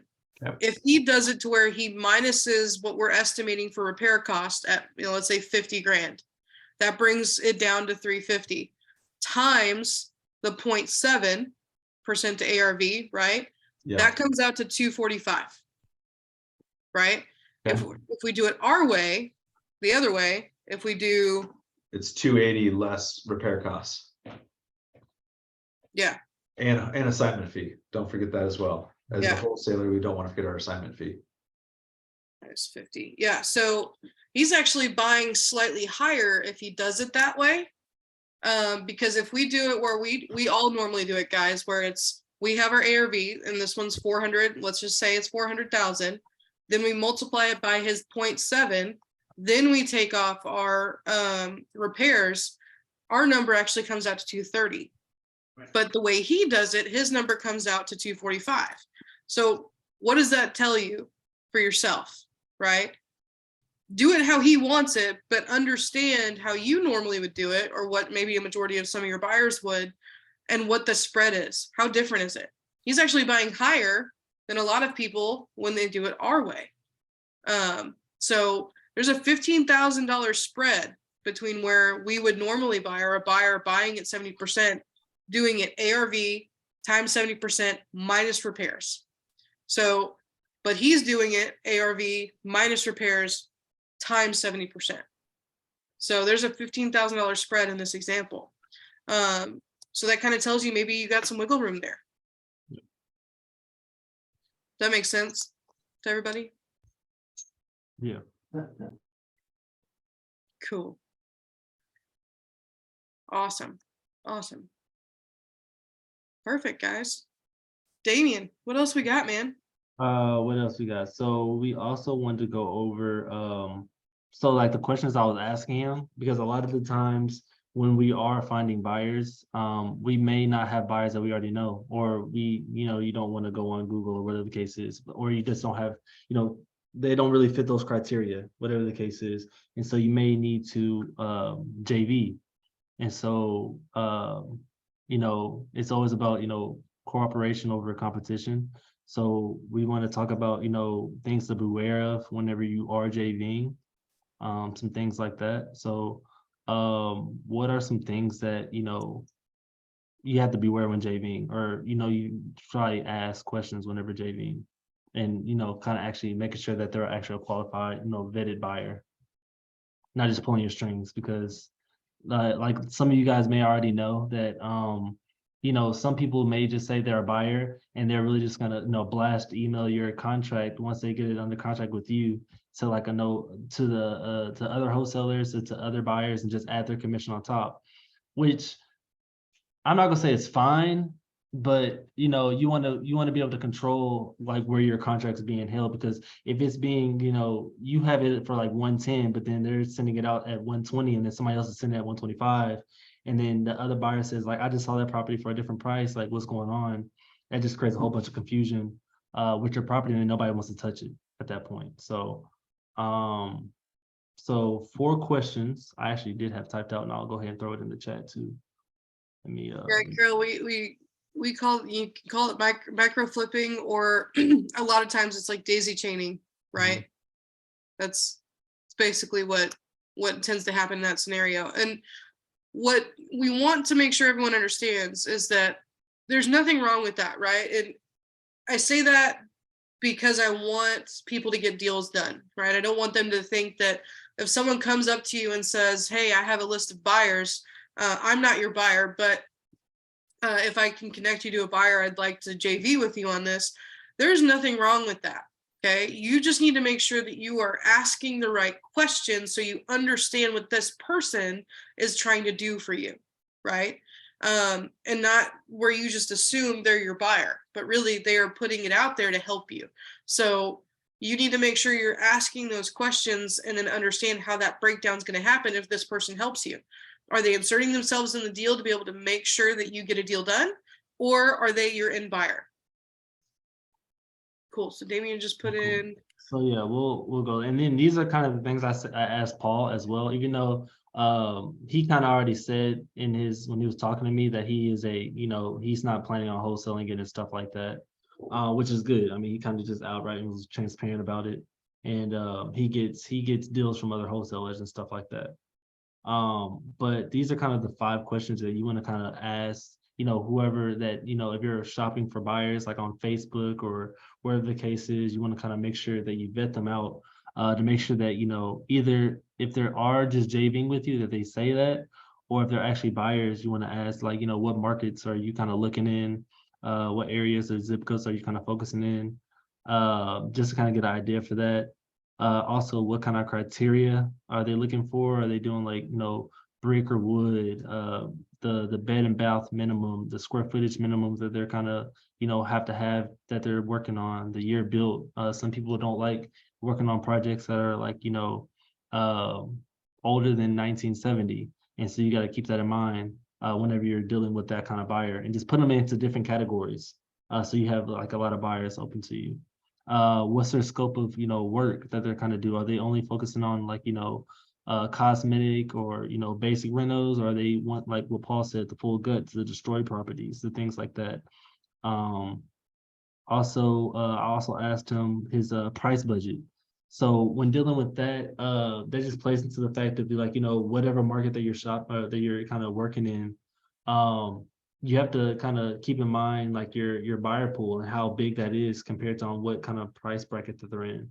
In Dallas, I think it's around 350 to 400. Like Paul was saying, that, you know, people are still be able to afford, you know, buying a house, like, once it's all fixed up and everything. But if you go further outside, it may go lower to like around 250 to 300. That's more reasonable because it's based off the medium income that's in that area. So you want to kind of take note of those things as well, and just ask the buyer, like, what's their preferred, you know, budget they want to stay within. That's an important one, guys.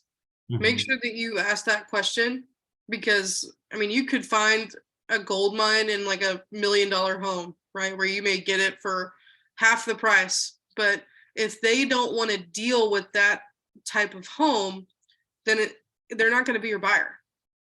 So you got to make sure you ask those qualifying questions of, okay, what is your max that you want to go up to and spend, and where is it that you want to be as far as the price of the home. Mhm. Also, you guys want to ask, you know, how fast can they close, depending on their lender and stuff like that. Paul said he can, you know, close fast, so he probably has like an in-house lender, or he might, you know, do things like that, so he can kind of lend a lot faster. Some lenders, you know, require, or some buyers need about, you know, 14, maybe 24, 21 days to, you know, actually get that property set. So you want to make sure whenever you do have a property that you want to send out to them, that, you know, it kind of fits in their bubble of how fast they can actually close. You don't want to really put them against the wire as far as trying to fund fast. Yeah. And, Yeah, go ahead. asking their time frame is huge. Like he said, it can close quickly, but there are some that like to take their time because they do need that period to fund, or maybe their scenarios change and they actually have to go ask for funding instead of, you know, having their typical way that they normally fund. So it's a great point.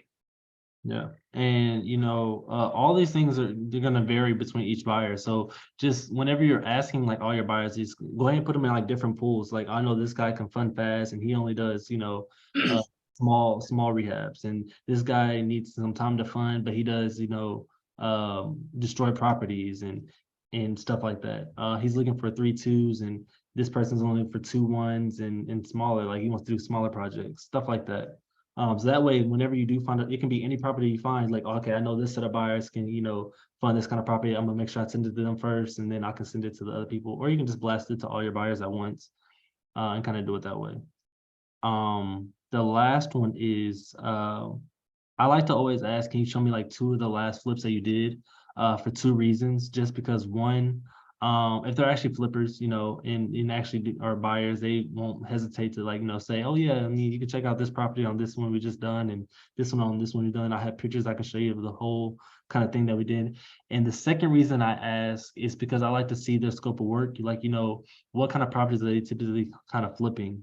So whenever I do bring that, it's like, oh, this one just matches, like, you know, the one they did over here, and they turned it around and made this kind of profit. And yeah, you can just kind of see the scope of work. It's like, you know, I know they really do nice finishes and this one might be right up their alley. So you can kind of help you kind of, you know, itemize, you know, which kind of area you should put them in and stuff like that as well. And I like that question because yes, you can see their scope of work, but you can also see their experience level, Yeah. right? Like, I don't know if anybody's been on Rob Sema's post. He is so particular when it comes to tile, and it cracks me up.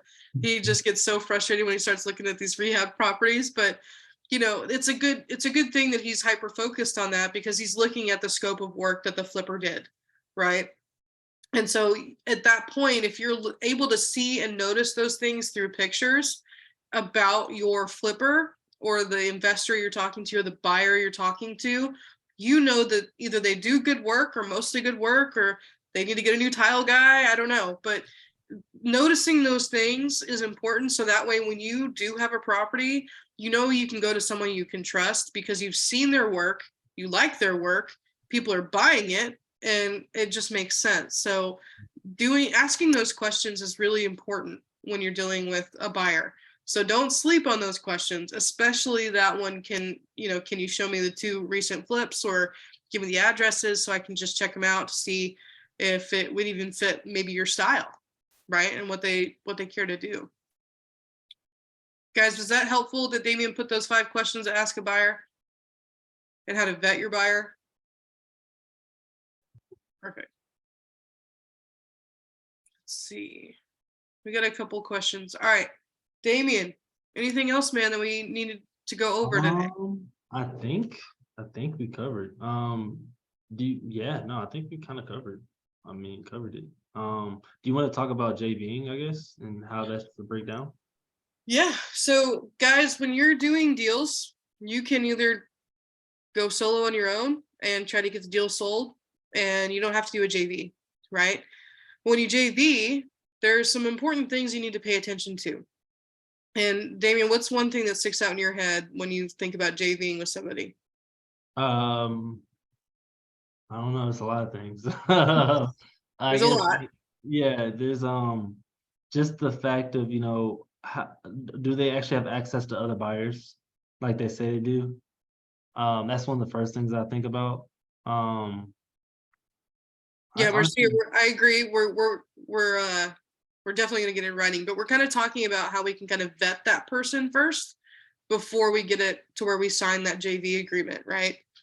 So go ahead, Dameon. I'm sorry. I just wanted to make that clarification. Yeah, no, I think that's like one of the main things that I'm just kind of interested in seeing, like, you know, do they actually have buyers in that area? Say like I was like, you know, dropped off in Colorado and I have no buyers and I didn't have any access to anything, like internet. And so I had to like rely on somebody going to a meetup and relying on somebody saying that they have buyers in that area. I'm just worried. I guess the main thing I'm thinking about is like, you know, what buyers are they talking about? How are they marketing out to the like getting the commission, you know, kind of endpoint? Like, are we JVing on this, or are you adding like, you know, your own commission to, you know, how is that being marketed out to your buyers? That's what I'd be kind of worried about. Yeah. Like, are we wanting to JV, or are you just gonna connect me and give me a connector's fee? Like, what does that look like, right? And it's a lot of the same vetting questions that you ask a buyer, you can ask your JV partner. Hey, what are you wanting to get out of this? Are you wanting to JV with me? What is your percentage that you want out of this if you connect me with your buyers, right? When you're JVing with somebody, they're either there to help you or they're there to connect you, right? So they're providing a resource. So it depends on what it is that you want and how much work they do that you're going to split that JV, right? So like if Dameon had buyers, he wasn't my end buyer. He let me know that. Then he says, hey, all I want is 20% of your assignment as my fee. And then we're good. Or he'll just say, I want a flat fee of $2,000. He could say that. And then we just get that in writing. But don't go into a conversation and talk to somebody like I did. Like I did at the very beginning. I didn't know what I didn't know and had to ask the right questions. When someone said, hey, yeah, you know, I'm happy to help you on your deal. You know, let me know what you need. I said, well, I need an end buyer and I'm having a hard time. He goes, oh yeah, I can totally help you. Right. So I didn't ask any other qualifying questions. I didn't ask what he wanted. I didn't ask what he was trying to do. I thought he was the end buyer. But it turns out he was going to get end buyers, right? And then that turns out they were going to Keegley. And I could have just gone to Keegley myself. But I'd already signed an agreement with him. And so when I did that, he wanted 20%, which is perfectly fine. I'd rather have help doing a deal than not have a deal get done, right? So you just have to make sure you're asking those qualifying questions, understanding what the other person's expectations are and what your expectations are. So everyone is on the same page. So when you sign the agreement, it makes sense to both of you and everyone will get a win. Does that make sense, guys? Mike, is there something you want to add to that? Sorry, I wasn't paying attention at all. I Jake, I know. apologize. You were in there loving on your dog. I know, sorry guys. What are things they need to pay attention to with people JV? Man. So it's a really tough question. I know your situation, Don, we've talked about it, and I caught the last part of it, so I agree with everything that you said. I think that, you know, one thing you want to make sure of is that the person that you're bringing in has a plan to actually contribute and with very defined roles and responsibilities, right? So it's sort of like Don just said, if someone's wanting to bring a buyer, make sure that they are the person who, make sure that they know exactly what they're doing in terms of finding a buyer for it. They're not going to someone that you have already gone to or will go to. You know, that Keegley thing is kind of BS if you ask me, because we're all going to go to Keegley anyway, right? I mean, it's a really good way to dispo deals potentially. But make sure that if they're in charge of dispoing a deal, that's exactly what they do. What I told Don is that what I like to do as well is make sure that I provide them with an exclusion list of buyers that I would send my deals to, the top 15, 25 buyers that I would be sending my deals to automatically.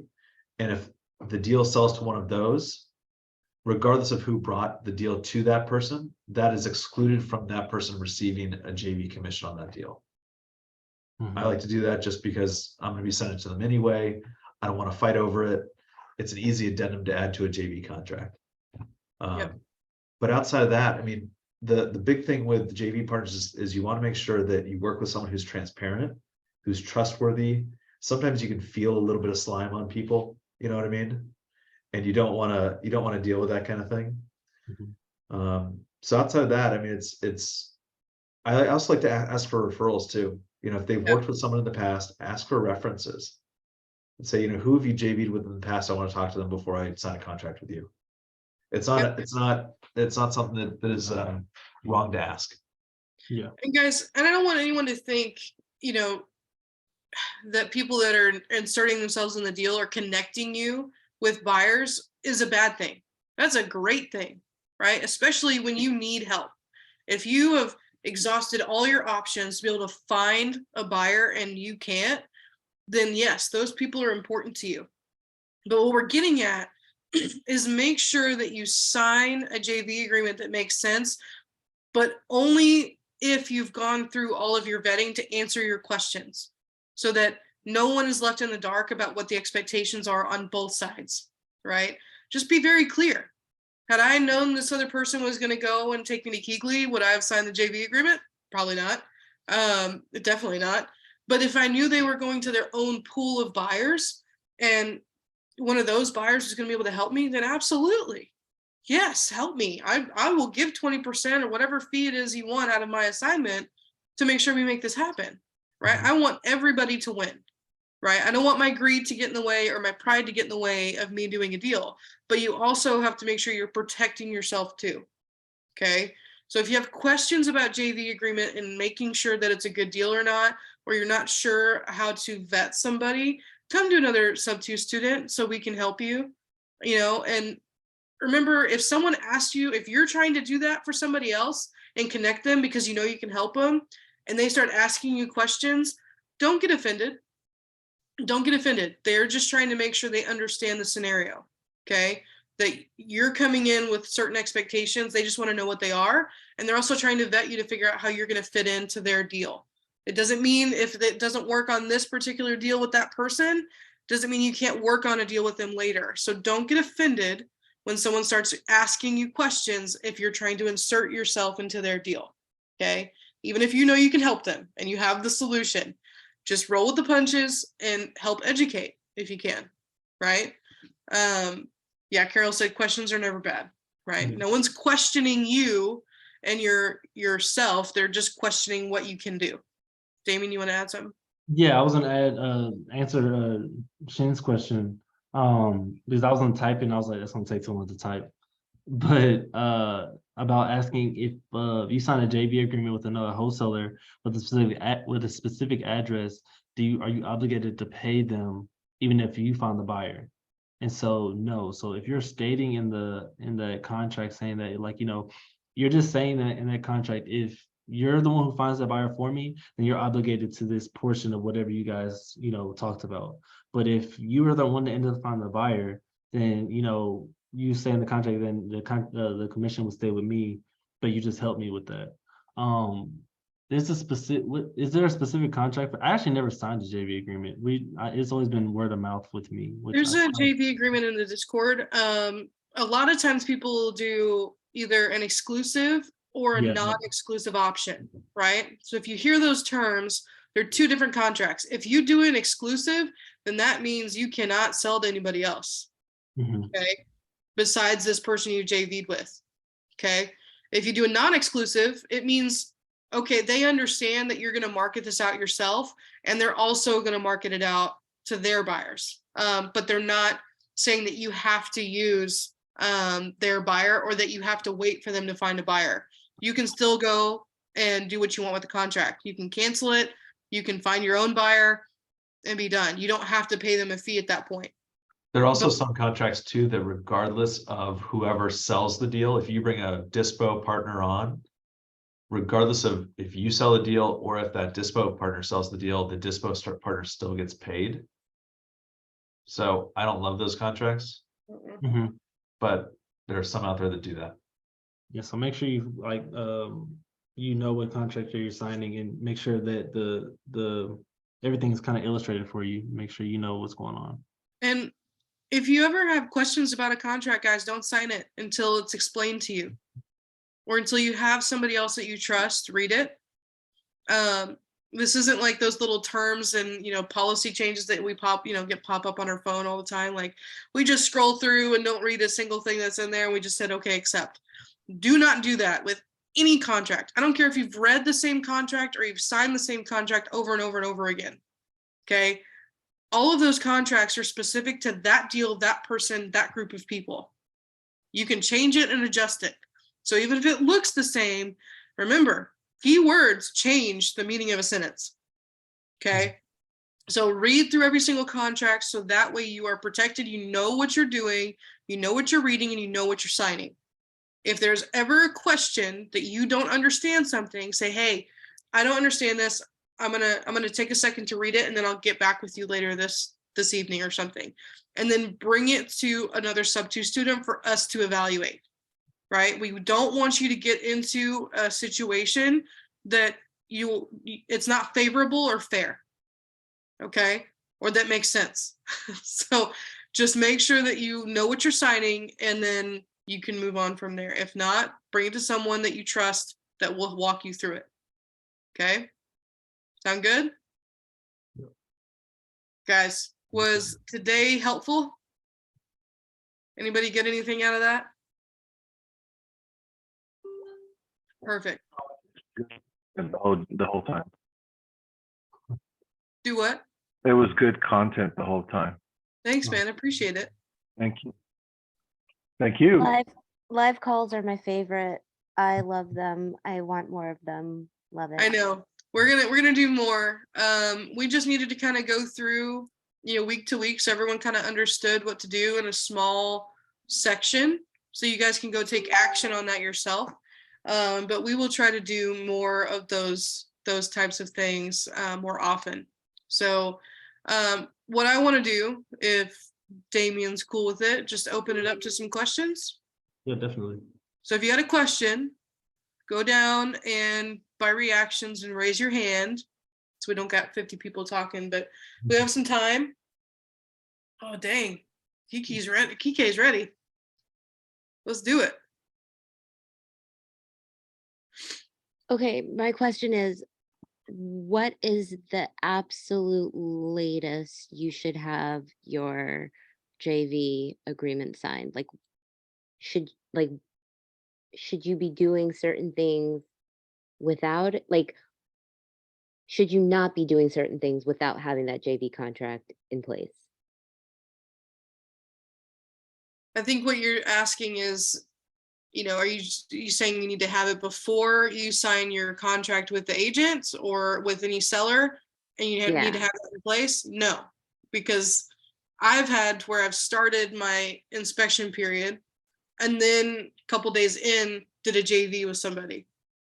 Okay. So because they came up a few days later and offered their assistance, and they wanted a JV with me. I'm like, cool, send over what you got, and let's talk about how we would do this, and does it make sense for us to even JV, right?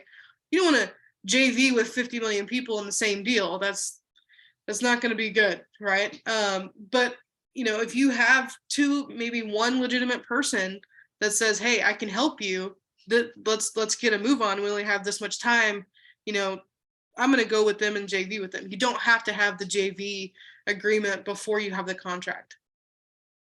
Got it. Let's That's see. all. Okay, cool. If something else comes up, let me know. Let's see, guys, raise your, and I see some questions in here. Raise your hand in the chat so we can, or in the group so we can bring you up.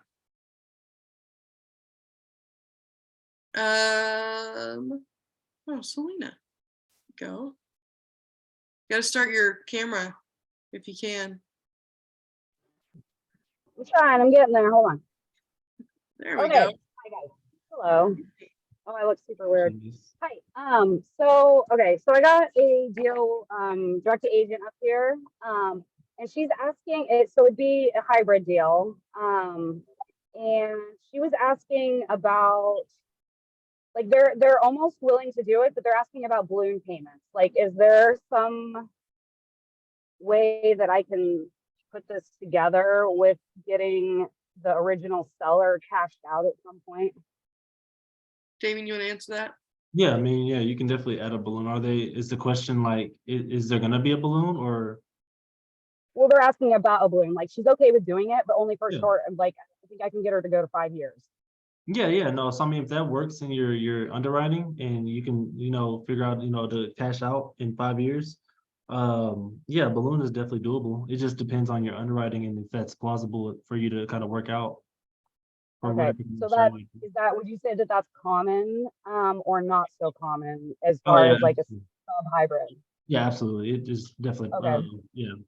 yeah. It's probably honestly like 8 times out of 10, they're gonna probably ask for a balloon or some kind of early Okay. payment. Yeah.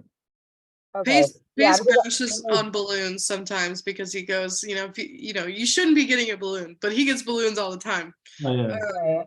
Ideally you get it to where you don't have a balloon, but realistically, is that going to happen, right? Okay. Okay. So that's okay. That's kind of where I was at with her. I was like, I'm like, I'll get back to you on that. So I needed to ask somebody about that. So that would essentially be on me getting just restructuring in say 5 years when the deal comes due, right? Yeah, I mean, as long as you can pull it out, honestly, if you can go more than 5, that'd be great. But yeah, as long as it makes sense for your numbers, then yeah, you should be good. Okay. And then and then I would have to look at my exit strategies on that as far as like if I feel comfortable enough like going like if it's making enough sense to go like DSCR or find a different creative path to just flip it to somebody else, right? Yeah, that, or like if you even have to sell it at that point or whatever the case is. Yeah. Okay. Sorry, Selena, to interrupt, guys. One thing you could do as well is structure it in your contract that the balloon extends if you don't have enough equity in the deal to do a refinance. Oh, okay. So what you can do is typically put in the contract, I'm happy with the, you don't write that obviously, but we'll do a 5-year balloon. If there's at least 30% equity, if there's not 30% equity at the end of 60 months, it'll automatically extend for a 12-month period. And then the same would be true after that 12-month period. What that allows you to do is have enough equity to do a refinance on it. If you decide to go that route, You can obviously sell it too, but you want to give yourself that extra cushion so that you do have that room for options, as opposed to just either selling it or, giving it back, basically. Right. Okay.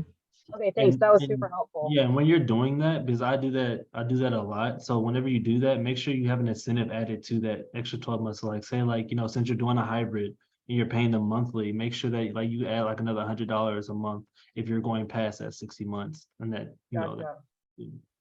Okay. That's a good All point. right, thanks, guys. Yeah, that was super helpful. I was kind of stuck. I don't know. I'll probably be needing some help here real quick. But I was kind of stuck on that, and I was just like, okay. So, Doing a great job, girl. yay. Absolutely. Thanks for the question. Anything else? Yeah. No, I think. Do you think would you like on that deal specifically? Would you be like hesitant about doing that going into? I don't know, like if I'm worried about the like depreciation or the 30% not being there, like would you be leery of it at all? Or just I mean, go the for fact it? that you have it in there, that contingency in there, that kind of helps you out because, Yeah. they can't really, ask for that money up until that point comes. And Right. so, if you have a long enough balloon, I mean, that you shouldn't be too worried about because I mean, it's going to appreciate at some point. Yeah. But that's what that contingency is in there for, just so I can save you. And I kind of say that whenever I put that in there, I'm saying like, I rather under promise and over deliver. So I don't want to come to the point where you're coming to me asking for money and you wonder where it's at. I'd rather, make sure you get all your money up, like whenever you say you're going to get it. Yeah, it just came across, and it's not in my target area. So I'm just a little, I don't know. It's not my favorite market that it's in, but I mean, if the numbers work, I think I'm gonna go for it. Okay. Well, Yeah. reach out to one of us if you need help, okay? Absolutely. Okay, well, for sure. All right, girl. Great job. Thanks. All right. Let me see. Josh, what's up, man? Hey, what's up, guys? Thanks for the call. You're welcome. So I'm still maybe a little bit, few steps behind everyone. My struggle is I've defined my buy box. I know exactly what I'm trying to get for leads.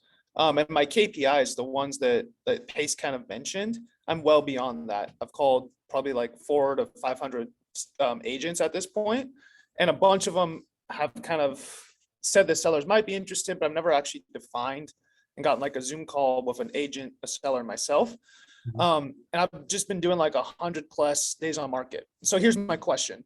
My KPIs are off in terms of I'm not getting traction. I've been doing 100+ days on market, but just with MLS listings. Do you guys like to mix it up? Absentee owners, pre-foreclosures? Like, what are your favorite lists? Well, first, what market are you in? I've tried, excuse me. I tried a few. I tried Memphis. I tried Boise. I tried Ocala, Florida. Okay, and how long did you spend in each of those markets? I just pulled the list for 100+ Okay. days on market Okay. for each of those, and I went through the entire list. And then I went to a new market once I exhausted the list.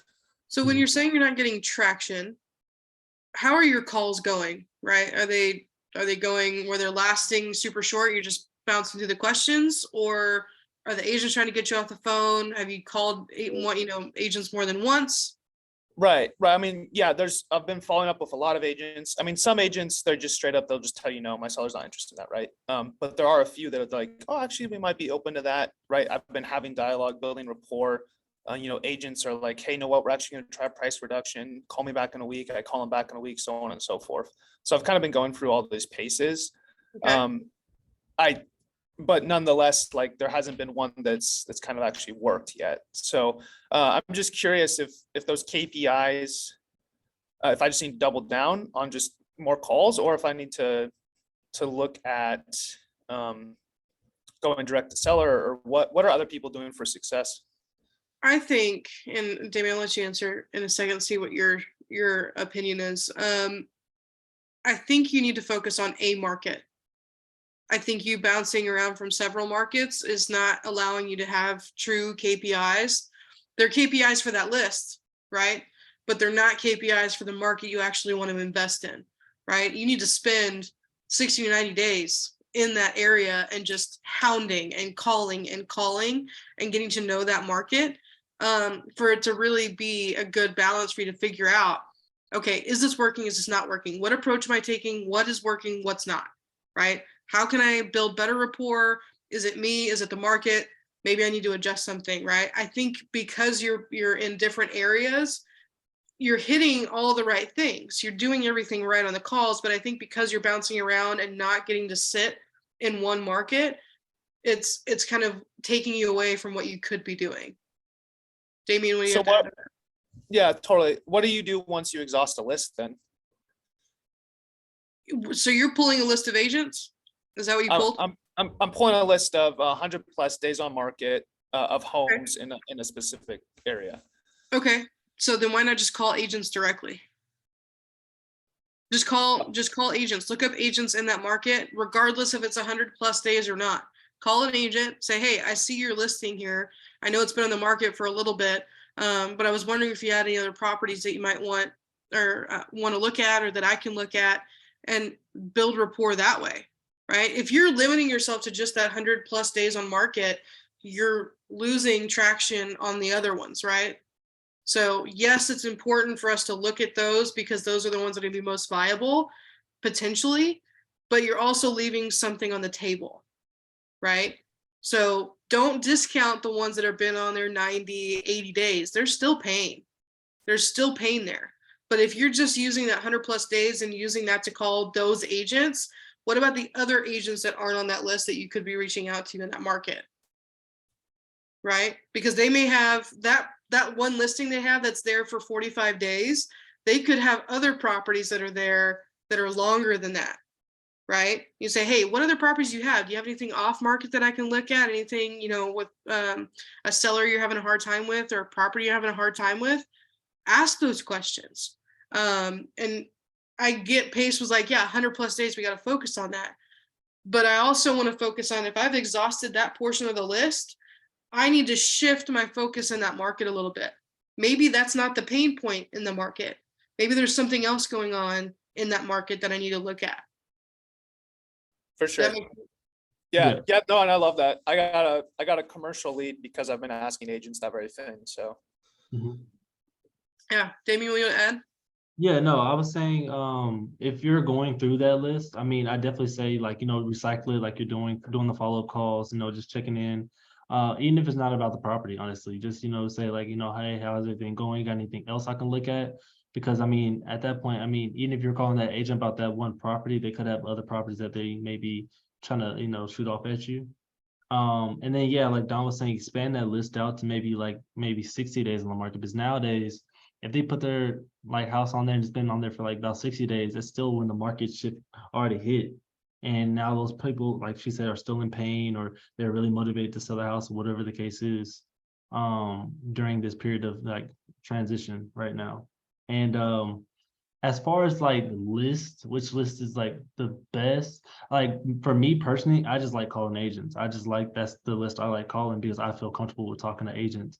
And I feel like there's really no perfect list, honestly, to say pull. I mean, it's really all about what your preference is. If there's certain lists that you can pull for certain strategies, no doubt. If it's you could pull a VA loan list for people that just bought the property last year. That's a perfect sub 2 kind of home. Or if there's people in pre-foreclosure, I mean, those are perfect, sub 2. But whenever you kind of have a lot of strategies and a lot of options for sellers, there's really no perfect list. It's just really whatever you can get your hands on at that point, and kind of see what's the best way to kind of help the seller at that. Hey, Josh, are you targeting creative deals specifically? Creative or cash. I'm open to do creative though. I'm speaking in that knowledge. Yeah. Okay, cool. So to both Dameon and Don's point, what I like to do, and I might be in the minority here just as the whole group goes, but I love to get ahead of everyone when it comes to making relationships with agents. I don't like to wait till the 100th day or even the 60th day. I like to get way ahead of it and just introduce myself. This is what I'm looking for. You guys may not be ready for the offer that I'm willing to give at this point, but I want to introduce myself in case it gets to that point. I want to let you know that I'm looking. I'll follow up with you in a couple weeks, see where you guys are at, see if anything changes. but I'm here looking if you guys need me. Here's my phone number and contact information. And so I think that if you're looking more at, you could look at 2 weeks or 4 weeks or 50 days, whatever it is. But the fewer days you go on market, the wider your net's going to be. And what's going to happen too in this market is properties are sitting for a lot longer than they have been in a long time.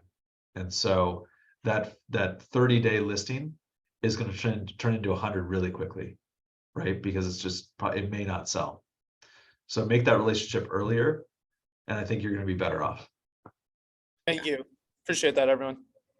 Yeah, man, of course. And I think that's it's a great question because you're not alone in that struggle, right? In every market, in any market, we're all struggling to try to get and to help these people that have had those listings on there. But limiting ourselves to just focusing on that is going to skew your KPIs, right? Don't leave opportunities on the table by just focusing on that. Do what Mike does and get ahead of it, be that resource for the agent so that when something comes up, you're the first call, right? Because you're the one that offered the help. You're not the one that just, started cherry picking, which, we kind of are, but, you're coming in to offer a resource. And that's what agents need at a certain point. It's not going to be at the point you expect, but it's at the point that they're going to need it. And so if you continue with that follow-up, because fortune is in the follow-up with agents in anything. So if you can continue that, if one thing isn't working, shift and then shift again. It's all about shifting. We're never going to be able to be in the perfect space at the perfect time all the time. You have to make those adjustments to be able to get there. Yeah, adapting 100%. So, and don't be afraid to be annoying either. Don't be afraid to be persistent. The agent's going to tell you when to stop calling or when to stop emailing. But what do they say? The squeaky wheel gets the grease, right? So be that squeaky wheel. No, I know I'm annoying. Like I call agents back, and then they don't even they start blocking me and all that kind of stuff, and I just laugh and keep going. It's fine.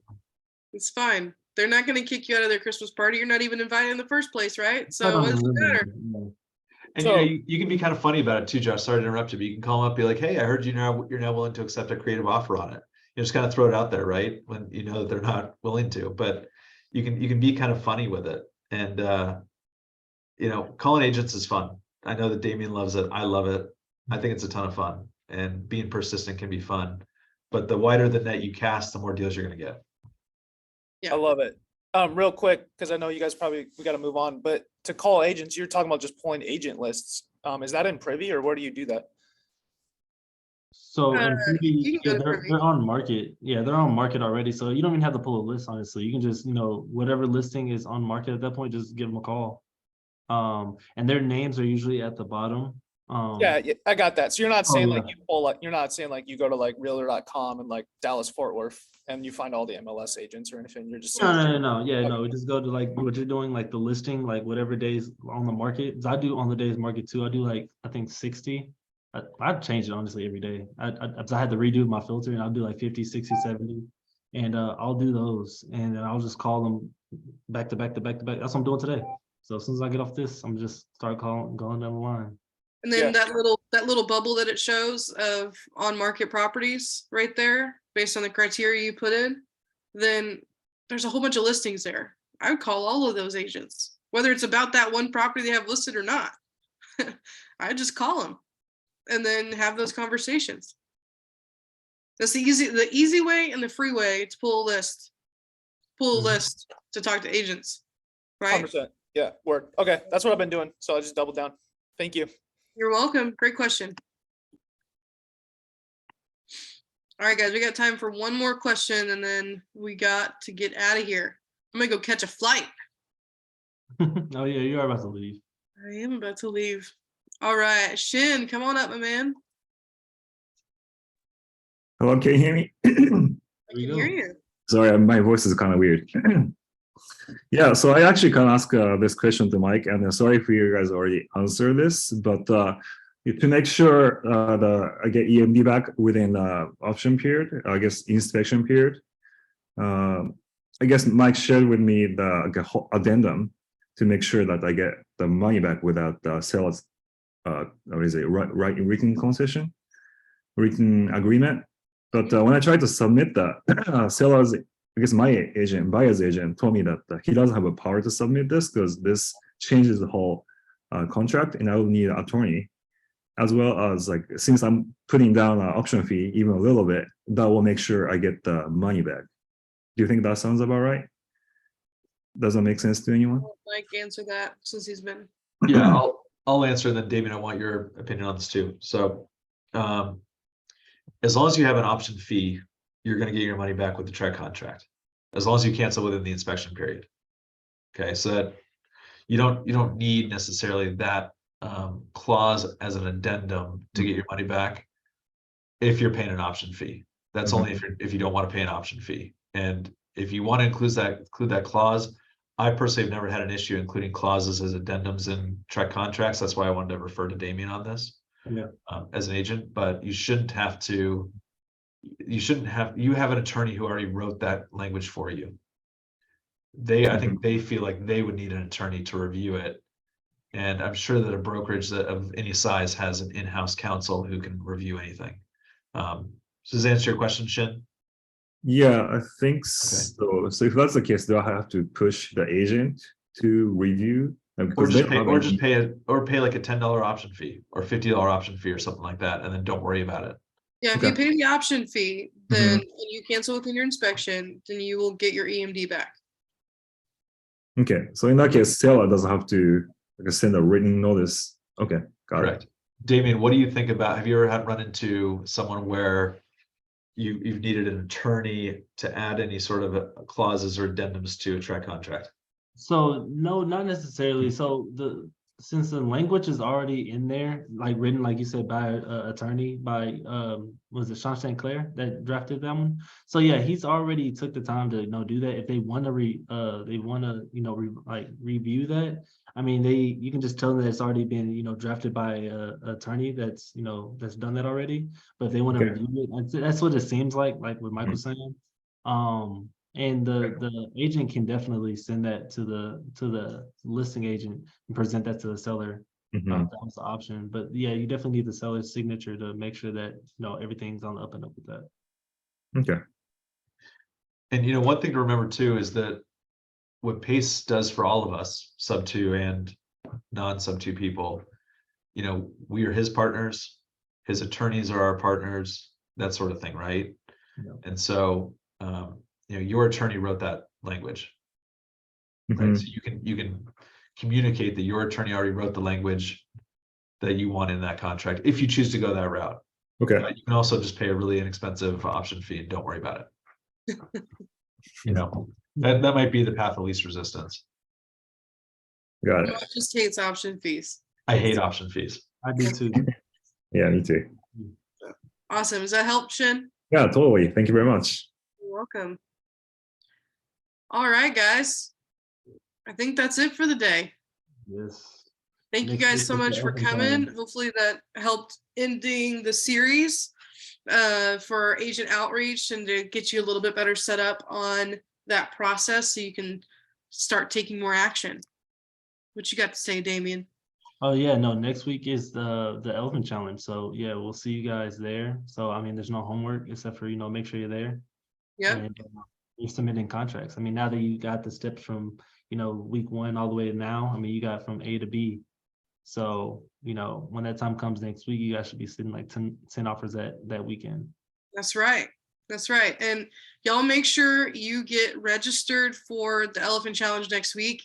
There's a limit on people, okay, for the Zoom. So you make sure you get in there and you're not last. Otherwise, you'll have to, I think, watch it on YouTube, maybe, if he decides to stream it. But it's going to be huge. So make sure you're there. If you need anything, let me, Dameon, Mike, Damon know, and we are happy to help. Appreciate you guys. Y'all have a great day, and we'll see you soon. Thanks, Mike. Great job, guys. Thank you. Thank you, guys.